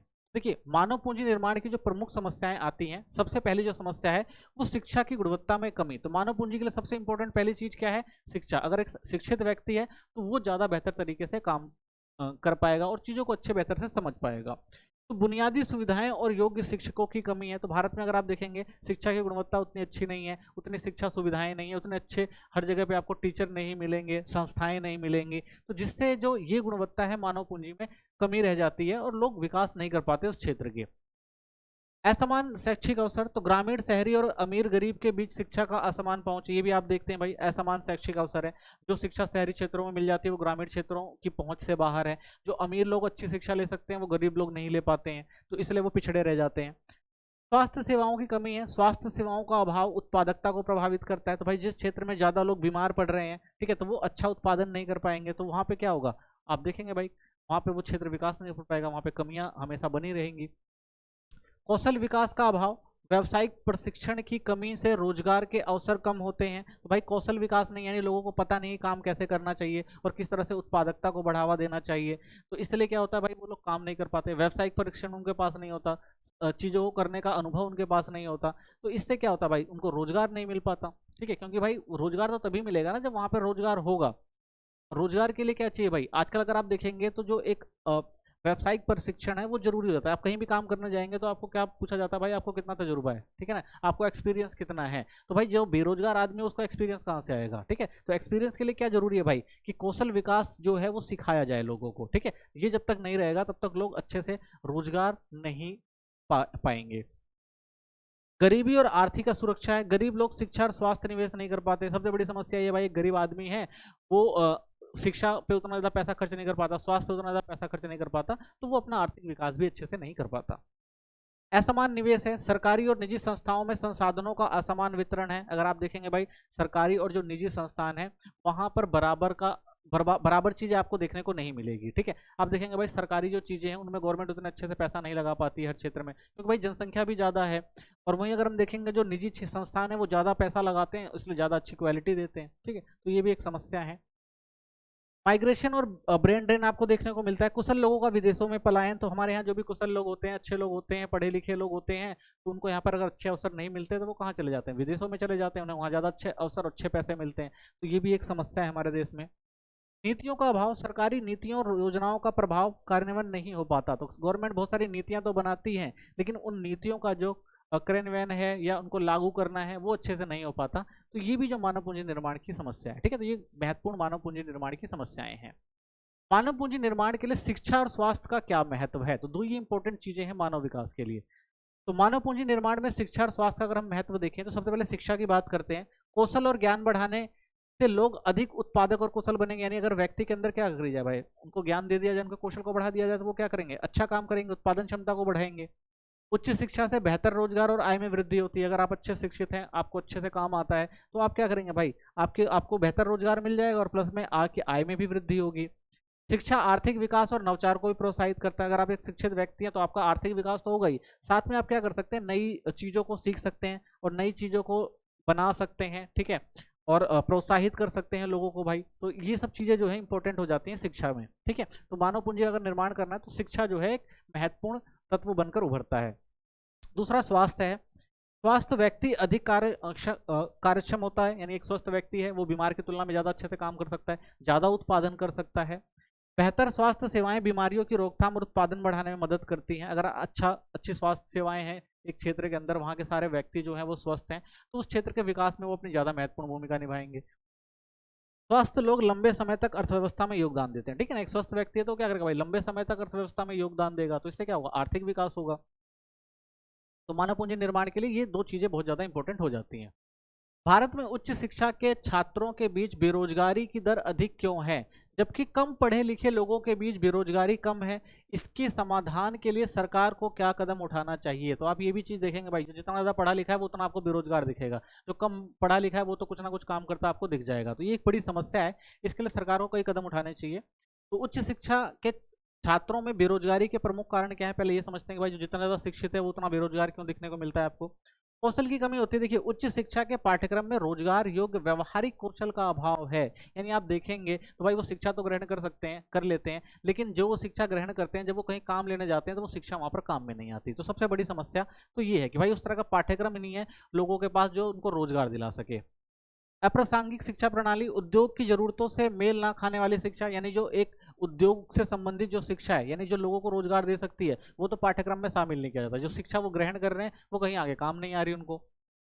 अत्यधिक प्रतिस्पर्धा, ज्यादा डिग्री धारक लेकिन रोजगार के अवसर सीमित है। तो भाई हमारे यहाँ देखेंगे भाई जनसंख्या ज्यादा है, ज्यादा आप देखेंगे ज्यादा लोग जो है वो डिग्री लेकर रोजगार की तलाश में आगे आते हैं, लेकिन उनको रोजगार नहीं मिल पाता क्योंकि रोजगार है ही नहीं। जितने ज्यादा लोग पढ़े लिखे हैं उतने हिसाब से नौकरियां नहीं है, तो इसलिए भी लोग क्या होते हैं, बेरोजगार रह जाते हैं। क्षेत्रीय असमानता, ग्रामीण क्षेत्रों में नौकरियां और उद्योगों की कमी है। सबसे बड़ी समस्या ग्रामीण क्षेत्रों की है कि भाई वहां पर नौकरियां और उद्योग है ही नहीं, तो वहां के युवा क्या करते हैं भाई, नौकरी मिलती ही नहीं उनको, वो बेरोजगार रह जाते हैं। शिक्षा की गुणवत्ता, उच्च शिक्षा संस्थानों की गुणवत्ता में कमी है, यानी उच्च शिक्षण संस्थान नहीं है, ठीक है, जहाँ पे वो क्या कर सके, कोई ऐसी डिग्री ले सके जो उनके आगे भविष्य में काम आ सके, ठीक है। बेसिक शिक्षा ले लेते हैं जो किसी काम की नहीं होती है। समाधान के लिए क्या कदम है, तो देखिए कौशल विकास पर ध्यान देना जरूरी है। तो गवर्नमेंट को भी चाहिए और व्यक्ति को भी चाहिए भाई वो अपने कौशल विकास पर ध्यान दे। पाठ्यक्रम सुधारना चाहिए गवर्नमेंट को ताकि वो उद्योगों की जरूरतों के अनुकूल हो। तो भाई ऐसे पाठ्यक्रम बनाए जो उद्योगों की जरूरतों से संबंधित हो, ठीक है, ऐसे पाठ्यक्रम ना हो जो आगे किसी काम में ना आए। व्यावसायिक शिक्षा को बढ़ावा देना, ठीक है, तो व्यावसायिक शिक्षा को बढ़ावा देना चाहिए। उच्च शिक्षा में सरकारी निवेश बढ़ाना चाहिए। तो गवर्नमेंट को करना चाहिए भाई जो उच्च संस्थान है उनमें जो है शिक्षा का जो स्तर है वो बढ़ाना चाहिए, उसमें ज़्यादा निवेश करना चाहिए ताकि ज़्यादा से ज़्यादा लोगों को शिक्षा दी जा सके। इंटर्नशिप और इंडस्ट्री साझेदारी बढ़ानी चाहिए, यानी जो बच्चे पढ़कर जा रहे हैं उनको इंटर्नशिप पे लगाना चाहिए ताकि वो चीज़ों को अच्छे से सीख सकें, उनको एक्सपीरियंस मिल सके, ठीक है। और इंडस्ट्रीजों से साझेदारी करनी चाहिए, बड़ी बड़ी कंपनियों से, कि भाई वो बच्चों को रोजगार दें, ठीक है। तो इन सबके द्वारा क्या किया जा सकता है, समाधान निकाला जा सकता है। नेक्स्ट चैप्टर देखते हैं। अगला जो हमारा चैप्टर है उसका पहला इंपॉर्टेंट क्वेश्चन बनता है, भारत में कृषि ऋण के संस्थागत स्रोत क्या हैं? कुछ महत्वपूर्ण संस्थागत स्रोतों की सूची बनाइए, ठीक है। तो भारत में किस तरह से कृषि में लोन मिलता है लोगों को। तो संस्थागत स्रोत की बात करते हैं। जब सरकार द्वारा अनुमोदित एजेंसियों द्वारा ऋण प्रदान किया जाता है तो उसे संस्थागत स्रोत कहते हैं, ठीक है ना। तो कृषि क्षेत्र या ग्रामीण क्षेत्रों में जब लोगों को पैसे की जरूरत होती है तो वो जो सरकार जिन एजेंसियों को मान्यता देती है, ठीक है, उस संस्था से अगर लोग पैसा लेने जा रहे हैं तो उसे क्या कहा जाता है, संस्थागत स्रोत। भारत में कृषि ऋण के कुछ महत्वपूर्ण संस्थागत स्रोत इस प्रकार हैं। तो देखते हैं गवर्नमेंट के द्वारा कौन कौन सी संस्थाएं हैं। सबसे पहले आपके आती है सहकारी ऋण समितियां। इसमें आपका भूमि विकास बैंक हो गया, वाणिज्य बैंक हो गए, ठीक है, और क्षेत्रीय ग्रामीण बैंक हो गए, सरकार भी देती है। राष्ट्रीय कृषि और ग्रामीण बैंक नाबार्ड हो गया, ऐसे ही स्व सहायता समूह एसजी बैंक लीकेज कार्यक्रम हो गया। तो ये कुछ महत्वपूर्ण सरकारी संस्थाएं हैं जो लोगों को लोन देती हैं ग्रामीण क्षेत्रों में, ठीक है, ताकि वो अपना काम चला सकें। राष्ट्रीय कृषि एवं ग्रामीण विकास बैंक नाबार्ड क्या है, वेरी इंपॉर्टेंट क्वेश्चन पेपर में बहुत बार आता है। तो नाबार्ड क्या है, नाबार्ड एक सरकारी संस्था है जिसकी स्थापना 1982 में हुई थी। इसका मुख्य उद्देश्य ग्रामीण विकास और कृषि से जुड़े कार्यों के लिए वित्तीय सहायता देना है। तो ये देश के अंदर क्या करती है भाई, जो भी ग्रामीण विकास और कृषि से संबंधित लोग हैं और उनको अगर ऋण की जरूरत है तो वो वित्तीय सहायता जो है वो कौन देता है, नाबार्ड देता है, ठीक है, यानी राष्ट्रीय कृषि एवं ग्रामीण विकास बैंक, ठीक है। तो ये जो एक तरह से एपिक बैंक है, ये देश के अंदर जो भी ग्रामीण क्षेत्र हैं और कृषि क्षेत्र हैं उन पर जो भी वित्तीय लेन देन है उनकी देखरेख भी करता है और उनके नियमन भी करता है ये। तो नाबार्ड के काम क्या है? कृषि और ग्रामीण विकास के लिए ऋण प्रदान करता है। तो भाई ग्रामीण क्षेत्र और कृषि क्षेत्र में जिसको ऋण की जरूरत है तो नाबार्ड कहता है भाई उनको ऋण मुहैया करवाया जाए।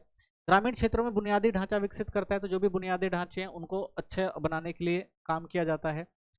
स्व सहायक समूहों को समर्थन देता है, तो जितने भी सेल्फ हेल्प ग्रुप होते हैं जो अपने आप से अपनी वित्तीय सहायता करते हैं उनकी मदद करता है।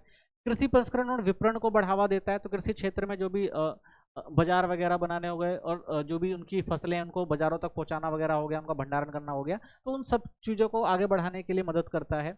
इसका मुख्यालय कहाँ है? मुंबई में है। ठीक है, तो नाबार्ड का मुख्यालय जो है वो मुंबई में है। तो ये जो है नाबार्ड के काम है।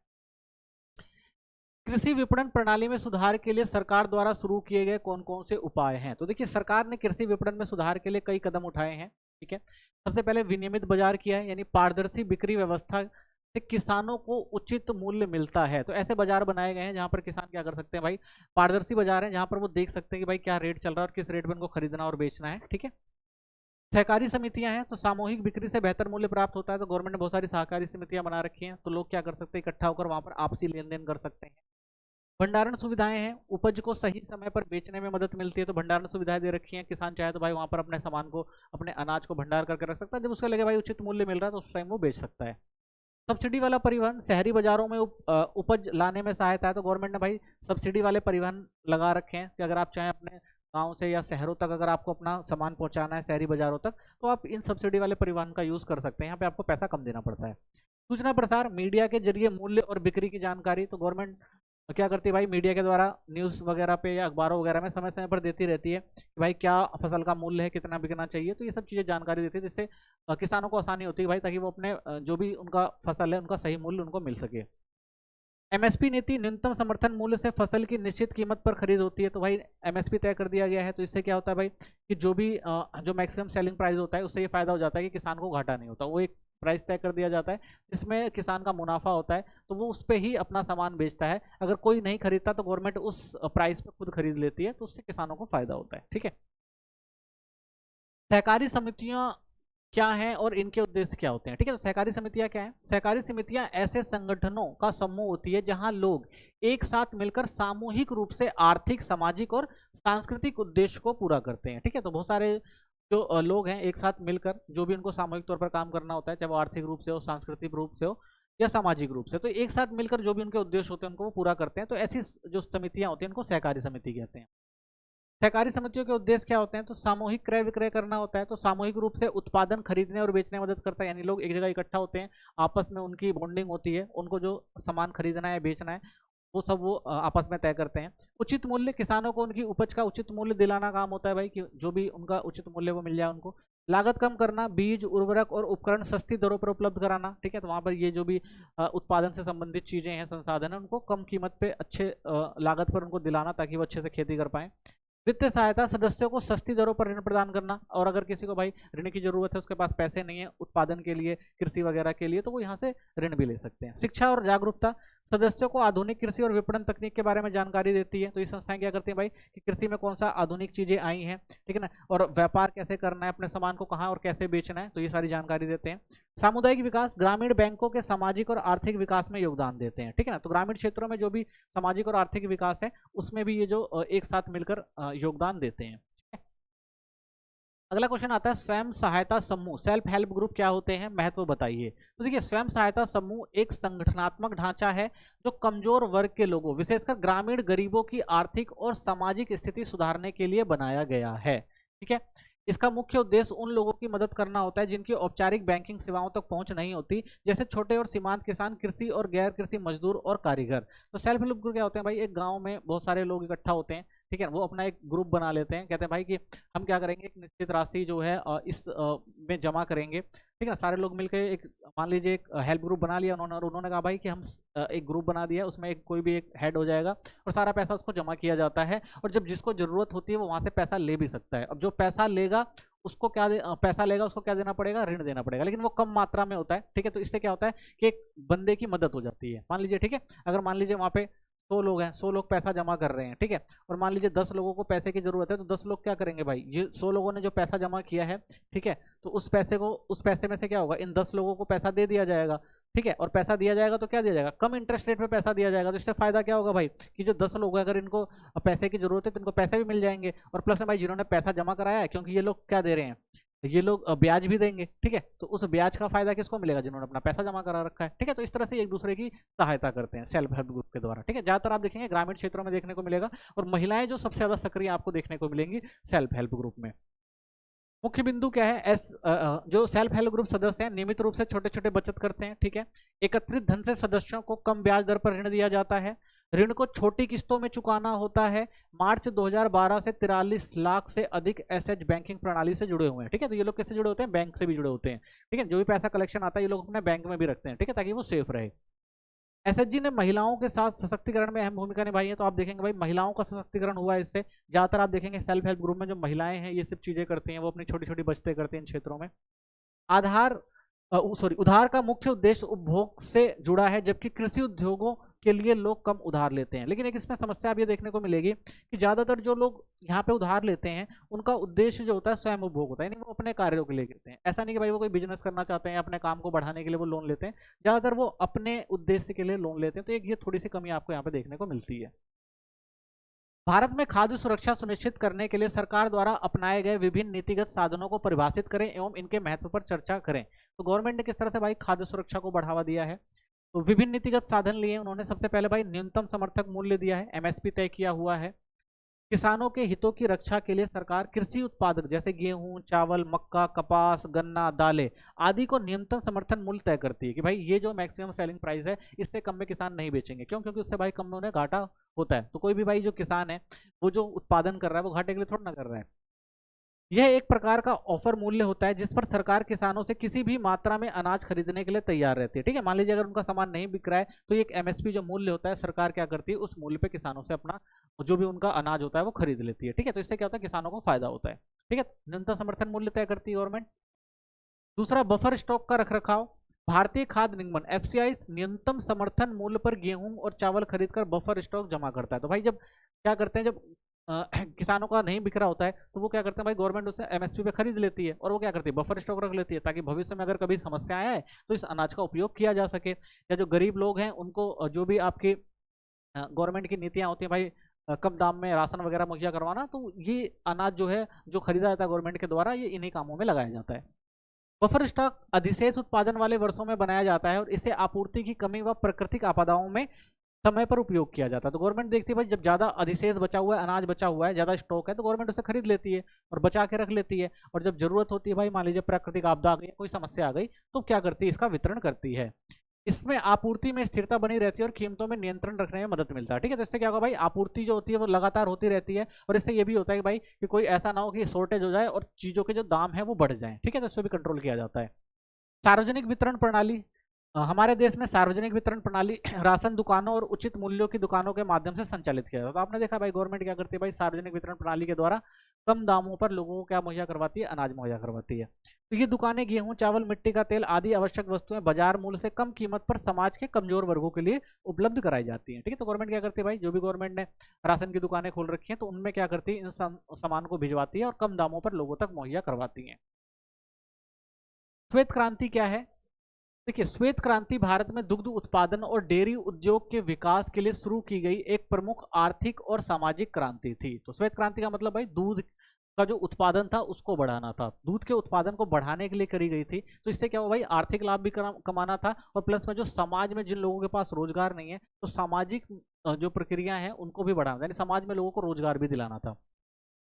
इसे ऑपरेशन फ्लड के नाम से भी जाना जाता है और इसका नेतृत्व डॉक्टर वर्गीज कुरियन ने किया था, जिन्हें मिल्क मैन ऑफ इंडिया कहा जाता है, ठीक है, तो ये जो सब ऑपरेशन चलाया था ये किन्होंने चलाया था, वर्गीज कुरियन ने चलाया था, इन्हें मिल्क मैन ऑफ इंडिया भी कहा जाता है, ठीक है ना, अमूल दूध।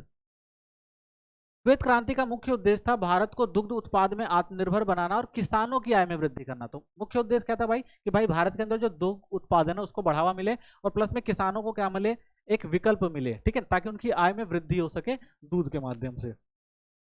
इसका आरंभ 1970 में हुआ था और इसके परिणाम स्वरूप भारत दुनिया का सबसे बड़ा दुग्ध उत्पादक देश बन गया। ठीक है, तो इसका फायदा क्या हुआ, 1970 में जो परियोजना शुरू करी गई, इसका ये फायदा हुआ कि भारत एक समय में विश्व का सबसे बड़ा जो था दूध उत्पादक देश बन गया था। इस क्रांति ने न केवल दूध की उपलब्धता को बढ़ावा बल्कि ग्रामीण क्षेत्रों में आर्थिक सुधार, रोजगार के नए अवसर प्रदान किए। जैसे क्या हुआ भाई, देश में दूध की उत्पादन क्षमता तो बढ़ी, साथ में ग्रामीण लोगों को रोजगार भी मिला। ठीक है, तो बहुत सारे जो ग्रामीण क्षेत्रों के जो लोग थे वो इस संस्था के साथ जुड़े, उनको भी क्या हुआ, फायदा हुआ, रोजगार मिला। जैविक खेती सतत विकास को कैसे बढ़ावा देती है, तो जैविक खेती भाई इंपॉर्टेंट है, ये भी पेपर में आता है। तो जैविक खेती सतत विकास को कई तरह से बढ़ावा देती है। सबसे पहले मिट्टी की उर्वरता बढ़ाती है। जैविक खेती में रासायनिक उर्वरकों की बजाय प्राकृतिक खादों का उपयोग होता है। ठीक है, जिससे क्या होता है, मिट्टी की उर्वरता और संरचना में सुधार होता है। तो जैविक खेती जो होती है भाई, वो इसलिए करी जाती है ताकि उसमें मिट्टी में जो है रसायन वगैरह ना मिलाया जाए, पुराने जो तरीके हैं खाद वगैरह उससे उत्पादन किया जाए, जिससे मिट्टी की जो उर्वरता है वो बनी रहे, वो खराब ना हो। जल संरक्षण जैविक खेती में प्राकृतिक तरीके से अपनाए जाते हैं, जिससे पानी की खपत कम होती है और जल स्रोतों का संरक्षण होता है। ठीक है, तो इसमें क्या होता है भाई, जो जैविक खेती करी जाती है उसमें पानी की लागत कम लगती है, इससे जो पानी के जो स्रोत हैं वो बचते हैं। बायोडायवर्सिटी का संरक्षण जैविक खेती में फसलों की विविधता को बढ़ावा दिया जाता है, जिससे जैव विविधता का संरक्षण होता है और प्राकृतिक परिस्थितियां तंत्र संतुलित रहता है। ठीक है, तो इसमें कोई भी रसायन वगैरह नहीं मिलाया जाता, तो इससे जो भी सूक्ष्म जीव वगैरह जो क्या करते हैं भाई, प्रकृति को अच्छे से बनाने में मदद करते हैं, प्रकृति के लिए जो इंपॉर्टेंट होते हैं वो जो है बने रहते हैं। ठीक है ना, वो खत्म नहीं होते हैं, वो मरते नहीं है। ठीक है, तो इसमें जो पारिस्थितिक तंत्र है वो भी क्या होता है, सुरक्षित रहता है। स्वास्थ्य और पर्यावरण की सुरक्षा, रासायनिक कीटनाशकों और उर्वरकों का उपयोग ना करके पर्यावरण और मानव स्वास्थ्य पर बुरा प्रभाव नहीं पड़ता। ठीक है, तो क्योंकि भाई किसमें रासायनिक कीटनाशकों का उपयोग नहीं होता, तो इससे पर्यावरण को भी कोई नुकसान नहीं होता और मनुष्य के स्वास्थ्य पर भी इसका कोई प्रभाव नहीं पड़ता। जलवायु परिवर्तन में योगदान कम है, तो जैविक खेती कार्बन उत्सर्जन को कम करती है, क्योंकि इससे कम ऊर्जा और रासायनिक उत्पादकों का उपयोग होता है। ठीक है, तो ये कार्बन उत्सर्जन को भी कम करती है, तो इसलिए पर्यावरण हितैषी भी है और जलवायु को भी, जलवायु परिवर्तन में भी योगदान नहीं देती। ठीक है, नेक्स्ट चैप्टर देखते हैं, 6 चैप्टर जो हमारा लास्ट चैप्टर है। तो इसका जो पहला क्वेश्चन इंपॉर्टेंट वो है आकस्मिकरण, अनौपचारिकरण, रोजगार से संबंधित दो प्रमुख प्रवृत्तियां क्या हैं। देखिए, अगर हम आकस्मिकरण की बात करें तो आकस्मिकरण का अर्थ है स्थायी रोजगार के स्थान पर अस्थायी, अनुबंधित या आकस्मिक श्रमिकों की संख्या में वृद्धि होना। यानी आज आप देखेंगे कि भाई लोगों को जो काम मिल रहा है वो स्थायी नहीं मिल रहा है। ठीक है, उनको कभी कभी काम मिलता है या फिर कुछ टाइम पीरियड के लिए काम मिलता है या डेली बेसिस पे काम मिलता है। तो यही क्या है, इसी को ही हम क्या कहते हैं, आकस्मिकरण कहते हैं। तो ये आजकल ज़्यादा बढ़ रहा है। इसका मुख्य कारण उदारीकरण, निजीकरण और वैश्वीकरण है। तो ये जब से उदारीकरण, निजीकरण और वैश्वीकरण आया तब से ये आपको ज़्यादा देखने को मिलता है, जिनके कारण कंपनियां स्थायी कर्मचारियों के बजाय ठेके पर श्रमिकों का रखरखाव कर रही है। तो कंपनियां क्या करती है भाई, ठेके पे लोगों को रखती हैं। तो उनको लगता है भाई कि अगर वो व्यक्ति सही काम कर रहा है ठीक है, ठीक है, नहीं तो उसको क्या कहता है, हटा दिया जाता है। तो ये जो चीजें आज आपको ज़्यादा देखने को मिलती हैं। प्रभाव क्या है इसका, श्रमिकों की नौकरी या सुरक्षा घट रही है, यानी जो भी काम करता है उसको ये नहीं पता होता भाई कि आज वो नौकरी पे है, कल रहेगा या नहीं रहेगा। ठीक है, असुरक्षा की भावना है। सामाजिक सुरक्षा का लाभ, इसमें क्या होता है भाई, पीएफ, पेंशन, बीमा, ये सारी चीजें जो है नहीं दी जाती हैं। श्रमिकों को वेतन कम होता है और काम के घंटे अनिश्चित होते हैं। तो भाई इसमें जो वेतन होता है वो भी कम दिया जाता है और प्लस में काम के घंटे अनिश्चित होते हैं। जितना काम, जितनी जरूरत होती है उसके हिसाब से काम को बढ़ा दिया जाता है या कई बार घटा भी दिया जाता है। तो उनके काम जो होता है वो भी, घंटे भी जो होते हैं वो सुनिश्चित नहीं होते। ठीक है, दूसरा आता है आपका अनौपचारिकीकरण। ठीक है, तो अनौपचारिकीकरण क्या है, संगठित क्षेत्रों में कार्यरत लोगों की संख्या घट रही है। यानी जो पहले संगठित क्षेत्र थे उसमें आप देखेंगे लोगों की जो संख्या है वो धीरे धीरे घट रही है और लोग असंगठित क्षेत्र की ओर बढ़ रहे हैं। इसका मतलब है कि श्रमिकों को कानूनी और सामाजिक सुरक्षा से वंचित रहना पड़ रहा है। यानी अगर आप देखेंगे लोग ज्यादातर संगठित क्षेत्र से असंगठित क्षेत्र की तरफ ज्यादा जा रहे हैं, तो उसे क्या कहा जाता है, इनफॉर्मलाइजेशन कहा जाता है या अनौपचारीकरण कहा जाता है। इसका प्रभाव क्या है, श्रमिकों को न्यूनतम वेतन, कम के निश्चित घंटे और अन्य अधिकार नहीं मिलते। ठीक है, क्योंकि भाई डेली बेसिस पे जो काम कर रहे हैं तो उनको ये सारे, यानी वेतन उतना अच्छा नहीं मिलेगा, घंटे नहीं होते, कोई अधिकार नहीं होता। श्रमिकों को ठेकेदारी प्रथा, दिहाड़ी मजदूर और स्वरोजगार में धकेल दिया जाता है। तो लोग क्या करेंगे भाई, या तो ठेकेदारी करेंगे या तो दिहाड़ी मजदूरी करते हैं। ठीक है, या स्वरोजगार का कोई एक साधन उपलब्ध करते हैं अपने लिए। सरकार के श्रम कानून और अन्य सुरक्षा उपायों का इन श्रमिकों पर असर नहीं होता। तो गवर्नमेंट ने जो भी भाई श्रम कानून बना रखे हों, क्योंकि ये डेली बेसिस पे काम कर रहे हैं, ठेके पे काम कर रहे हैं, तो वो कानूनों का महत्व इनके लिए कुछ रह ही नहीं जाता है। ठीक है, भारत में बेरोजगारी के प्रकार और उसके कारण बताइए। तो भारत में बेरोजगारी किस तरह से है, तो देखें भारत में बेरोजगारी अगर देखें, पहली जो होती है वो प्रसन्न बेरोजगारी होती है, जब ज्यादा लोग काम में लगे हों लेकिन उनका काम उत्पादन में मदद नहीं करता, तो उसे क्या कहा जाता है, प्रचंड बेरोजगारी। यानी 2 लोगों का काम है, 4 लोग कर रहे हैं, तो वो क्या है, वो भी तो प्रचंड बेरोजगारी है। यानी कृषि क्षेत्र में जरूरत से ज्यादा लोग काम कर रहे हैं, तो वो भी क्या है, प्रचंड बेरोजगारी होगी भाई। एक खेत में 2 लोग काम कर सकते हैं, लेकिन पूरा परिवार, 5 लोगों का परिवार है, 5 लोगों का परिवार लगा हुआ है, तो वो बेरोजगारी ही है एक तरह से देखा जाए तो। ठीक है, 2 लोग हैं तो 3 लोग तो क्या है, प्रचंड बेरोजगारी में गिने जाएंगे। मौसमी बेरोजगारी क्या होती है, जब लोगों को साल के कुछ महीनों में काम मिलता है, बाकी समय वो क्या होते हैं, बेरोजगार हो जाते हैं। ठीक है, जैसे कृषि क्षेत्र हो गया, पर्यटन का काम हो गया, निर्माण जैसे उद्योग, ये क्या होते हैं, मौसमी काम होते हैं भाई। कृषि में काम करते हैं भाई, एक फसल 3 महीने बाद अगर होती है तो बाकी समय वो बेरोजगार हैं। पर्यटन क्षेत्र होते हैं, देखेंगे भाई जब मौसम अच्छा होता है तब वो चलता है, उसके बाद क्या होता है, वो बंद हो जाता है। संरचनात्मक बेरोजगारी, जब आर्थिक बदलावों के कारण रोजगार खत्म हो जाते हैं, जैसे तकनीकी विकास, कौशल की कमी और आर्थिक सुरक्षा। संरचनात्मक बेरोजगारी भाई, जब संरचना में परिवर्तन आता है तो उसके कारण लोग बेरोजगार होते हैं, जिसके कारण क्या होता है भाई, मान लीजिए कोई व्यक्ति जो था पहले वो हाथों से काम करता था, लेकिन अब उसके काम को जो है मशीनें करने लग गई, तब क्या होगा वो भाई, तब लोग क्या करेंगे भाई, उनको काम से निकाल के मशीनों से काम कराएंगे। ठीक है, या अगर वो व्यक्ति वो काम नहीं सीख पा रहा है तो भी उसको क्या कर दिया जाएगा, निकाल दिया जाएगा। ठीक है, तो संरचना बेरोजगारी क्या है, जब आर्थिक बदलाव के कारण रोजगार खत्म हो जाते हैं, जैसे तकनीकी बदलाव विकास हो गया, कौशल की कमी हो गई या आर्थिक सुधार हो गए। फिर आता है चक्रीय बेरोजगारी, जब आर्थिक मंदी के कारण बेरोजगारी बढ़ती है, जैसे आर्थिक संकट, मांग में कमी और उद्योगों का धीमा होना, तो ये क्या होती है, चक्रीय बेरोजगारी। यानी कभी भी हो सकता है भाई, जैसे मान लीजिए बाजार में मंदी आ जाती है, या कोई महामारी आ जाती है, बीमारी आ जाती है, ठीक है ना, बाढ़, भूकंप, ऐसी जो चीजें आ जाती है, तो उससे क्या होता है, उस जगह पे जो लोग होते हैं वो बेरोजगार हो जाते हैं, तो उसे क्या कहा जाता है, चक्रीय बेरोजगारी। प्राकृतिक बेरोजगारी क्या होती है, जब लोग नौकरी के बदले समय अस्थायी रूप से बेरोजगार होते हैं, जैसे नौकरी की तलाश या स्थानांतरण। तो प्राकृतिक बेरोजगारी क्या है भाई, कि जब लोग क्या है, नौकरी बदलते हैं, ठीक है, और उस समय क्या है, नौकरी बदलना चाहते हैं और उस समय क्या है, वो बेरोजगार बैठे हैं, तो उसे क्या कहा जाएगा, प्राकृतिक बेरोजगारी का। ठीक है, शहरी बेरोजगारी क्या होती है, शहरों में पर्याप्त नौकरी ना मिलना, जैसे शिक्षा की कमी हो गई, कौशल की कमी हो गई, उद्योगों का धीमा विकास हो गया, तो ये क्या होता है, शहरी बेरोजगारी। फिर आता है ग्रामीण बेरोजगारी, गांवों में काम की कमी होती है, जैसे कृषि पर अधिक निर्भरता है, भूमि की कमी है, तकनीकों का विकास का अभाव है, तो ये सारे किसके अंदर आते हैं, आपके ग्रामीण बेरोजगारी के अंदर आते हैं। नौकरियों के बिना वृद्धि क्या है, ठीक है, ये भी इंपॉर्टेंट क्वेश्चन है, जिसे हम जॉबलेस ग्रोथ कहते हैं। ये क्या होता है, तो देखिए, इसका अर्थ है जब किसी अर्थव्यवस्था का जीडीपी नवीन तकनीकों के कारण बढ़ता है, लेकिन रोजगार के स्तर में कोई वृद्धि नहीं होती है। ठीक है, तो आप क्या देखेंगे भाई, देश की जीडीपी इतनी ज्यादा बढ़ गई है, ठीक है, पिछले के मुकाबले आज जीडीपी इतनी ज्यादा बढ़ गई, ठीक है, लेकिन आपको जीडीपी तो बढ़ती दिखाई दे रही है, तो वो जीडीपी किस वजह से बढ़ रही है, आप नई तकनीक लेकर आए हैं, नई चीजें लेकर आए हैं, नए नवचार लेकर आए हैं, नई प्रौद्योगिकी लेकर आए हैं, तो इससे क्या हो रहा है कि भाई आपकी जो उत्पादन क्षमता वो बढ़ गई है। ठीक है, लेकिन आज भी आप क्या देख रहे हैं भाई, जितने लोगों को रोजगार मिलना चाहिए वो लोगों को रोजगार नहीं मिल रहा है, बस क्या हो रहा है, जीडीपी बढ़ रही है। जब लोगों को रोजगार नहीं मिलता, लेकिन एक अर्थव्यवस्था आपकी जीडीपी यानी सकल घरेलू उत्पाद को बढ़ा हुआ दिखाई देता है, किसकी वजह से, प्रौद्योगिकी और तकनीक की वजह से, तो उस समय जो होती है वो होती है जॉबलेस ग्रोथ। ठीक है, तो इसे क्या कहा जाता है, नौकरियों के बिना वृद्धि। इसका कारण यह है कि कंपनियां अपने लक्ष्यों को कुशल तकनीक के माध्यम से प्राप्त करने का प्रयास करती हैं, जिसमें मानव श्रम की आवश्यकता कम हो जाती है। कंपनियां क्या करेंगे भाई, नई तकनीक और प्रौद्योगिकी लाएंगी, उससे अपने उत्पादन को बढ़ा लेंगी और लोगों को नौकरी नहीं देंगी, श्रम की आवश्यकता पड़ेगी ही नहीं। यह स्थिति औद्योगिकरण और स्वचालन के कारण उत्पन्न होती है, जहां उत्पादन तो बढ़ता है लेकिन नए रोजगार के अवसर नहीं बढ़ते। तो यहाँ पे आप क्या देखेंगे भाई, स्वचालन मशीनें आ रही हैं प्रौद्योगिकी से, ठीक है, औद्योगिकरण हो रहा है, औद्योगिकरण बढ़ रहा है, लेकिन लोगों को रोजगार नहीं मिल रहा है। ठीक है, उत्पादन बढ़ रहा है लेकिन लोगों को रोजगार नहीं मिल रहा है, तो ऐसी स्थिति आपको देखने को मिलेगी। भारत में बेरोजगारी डेटा के स्रोत, तो भारत में बेरोजगारी डेटा के स्रोत क्या हैं, तो देखिए, भारत में जो बेरोजगारी से संबंधित डेटा है वो विभिन्न विभागों, एजेंसियों और मंत्रालयों द्वारा एकत्रित किया जाता है। तो प्रमुख एजेंसियां जो सर्वेक्षण और डेटा संग्रह का कार्य करती हैं, इसमें सबसे पहले आती है आपकी रोजगार बेरोजगारी सर्वेक्षण, एनएसएसओ।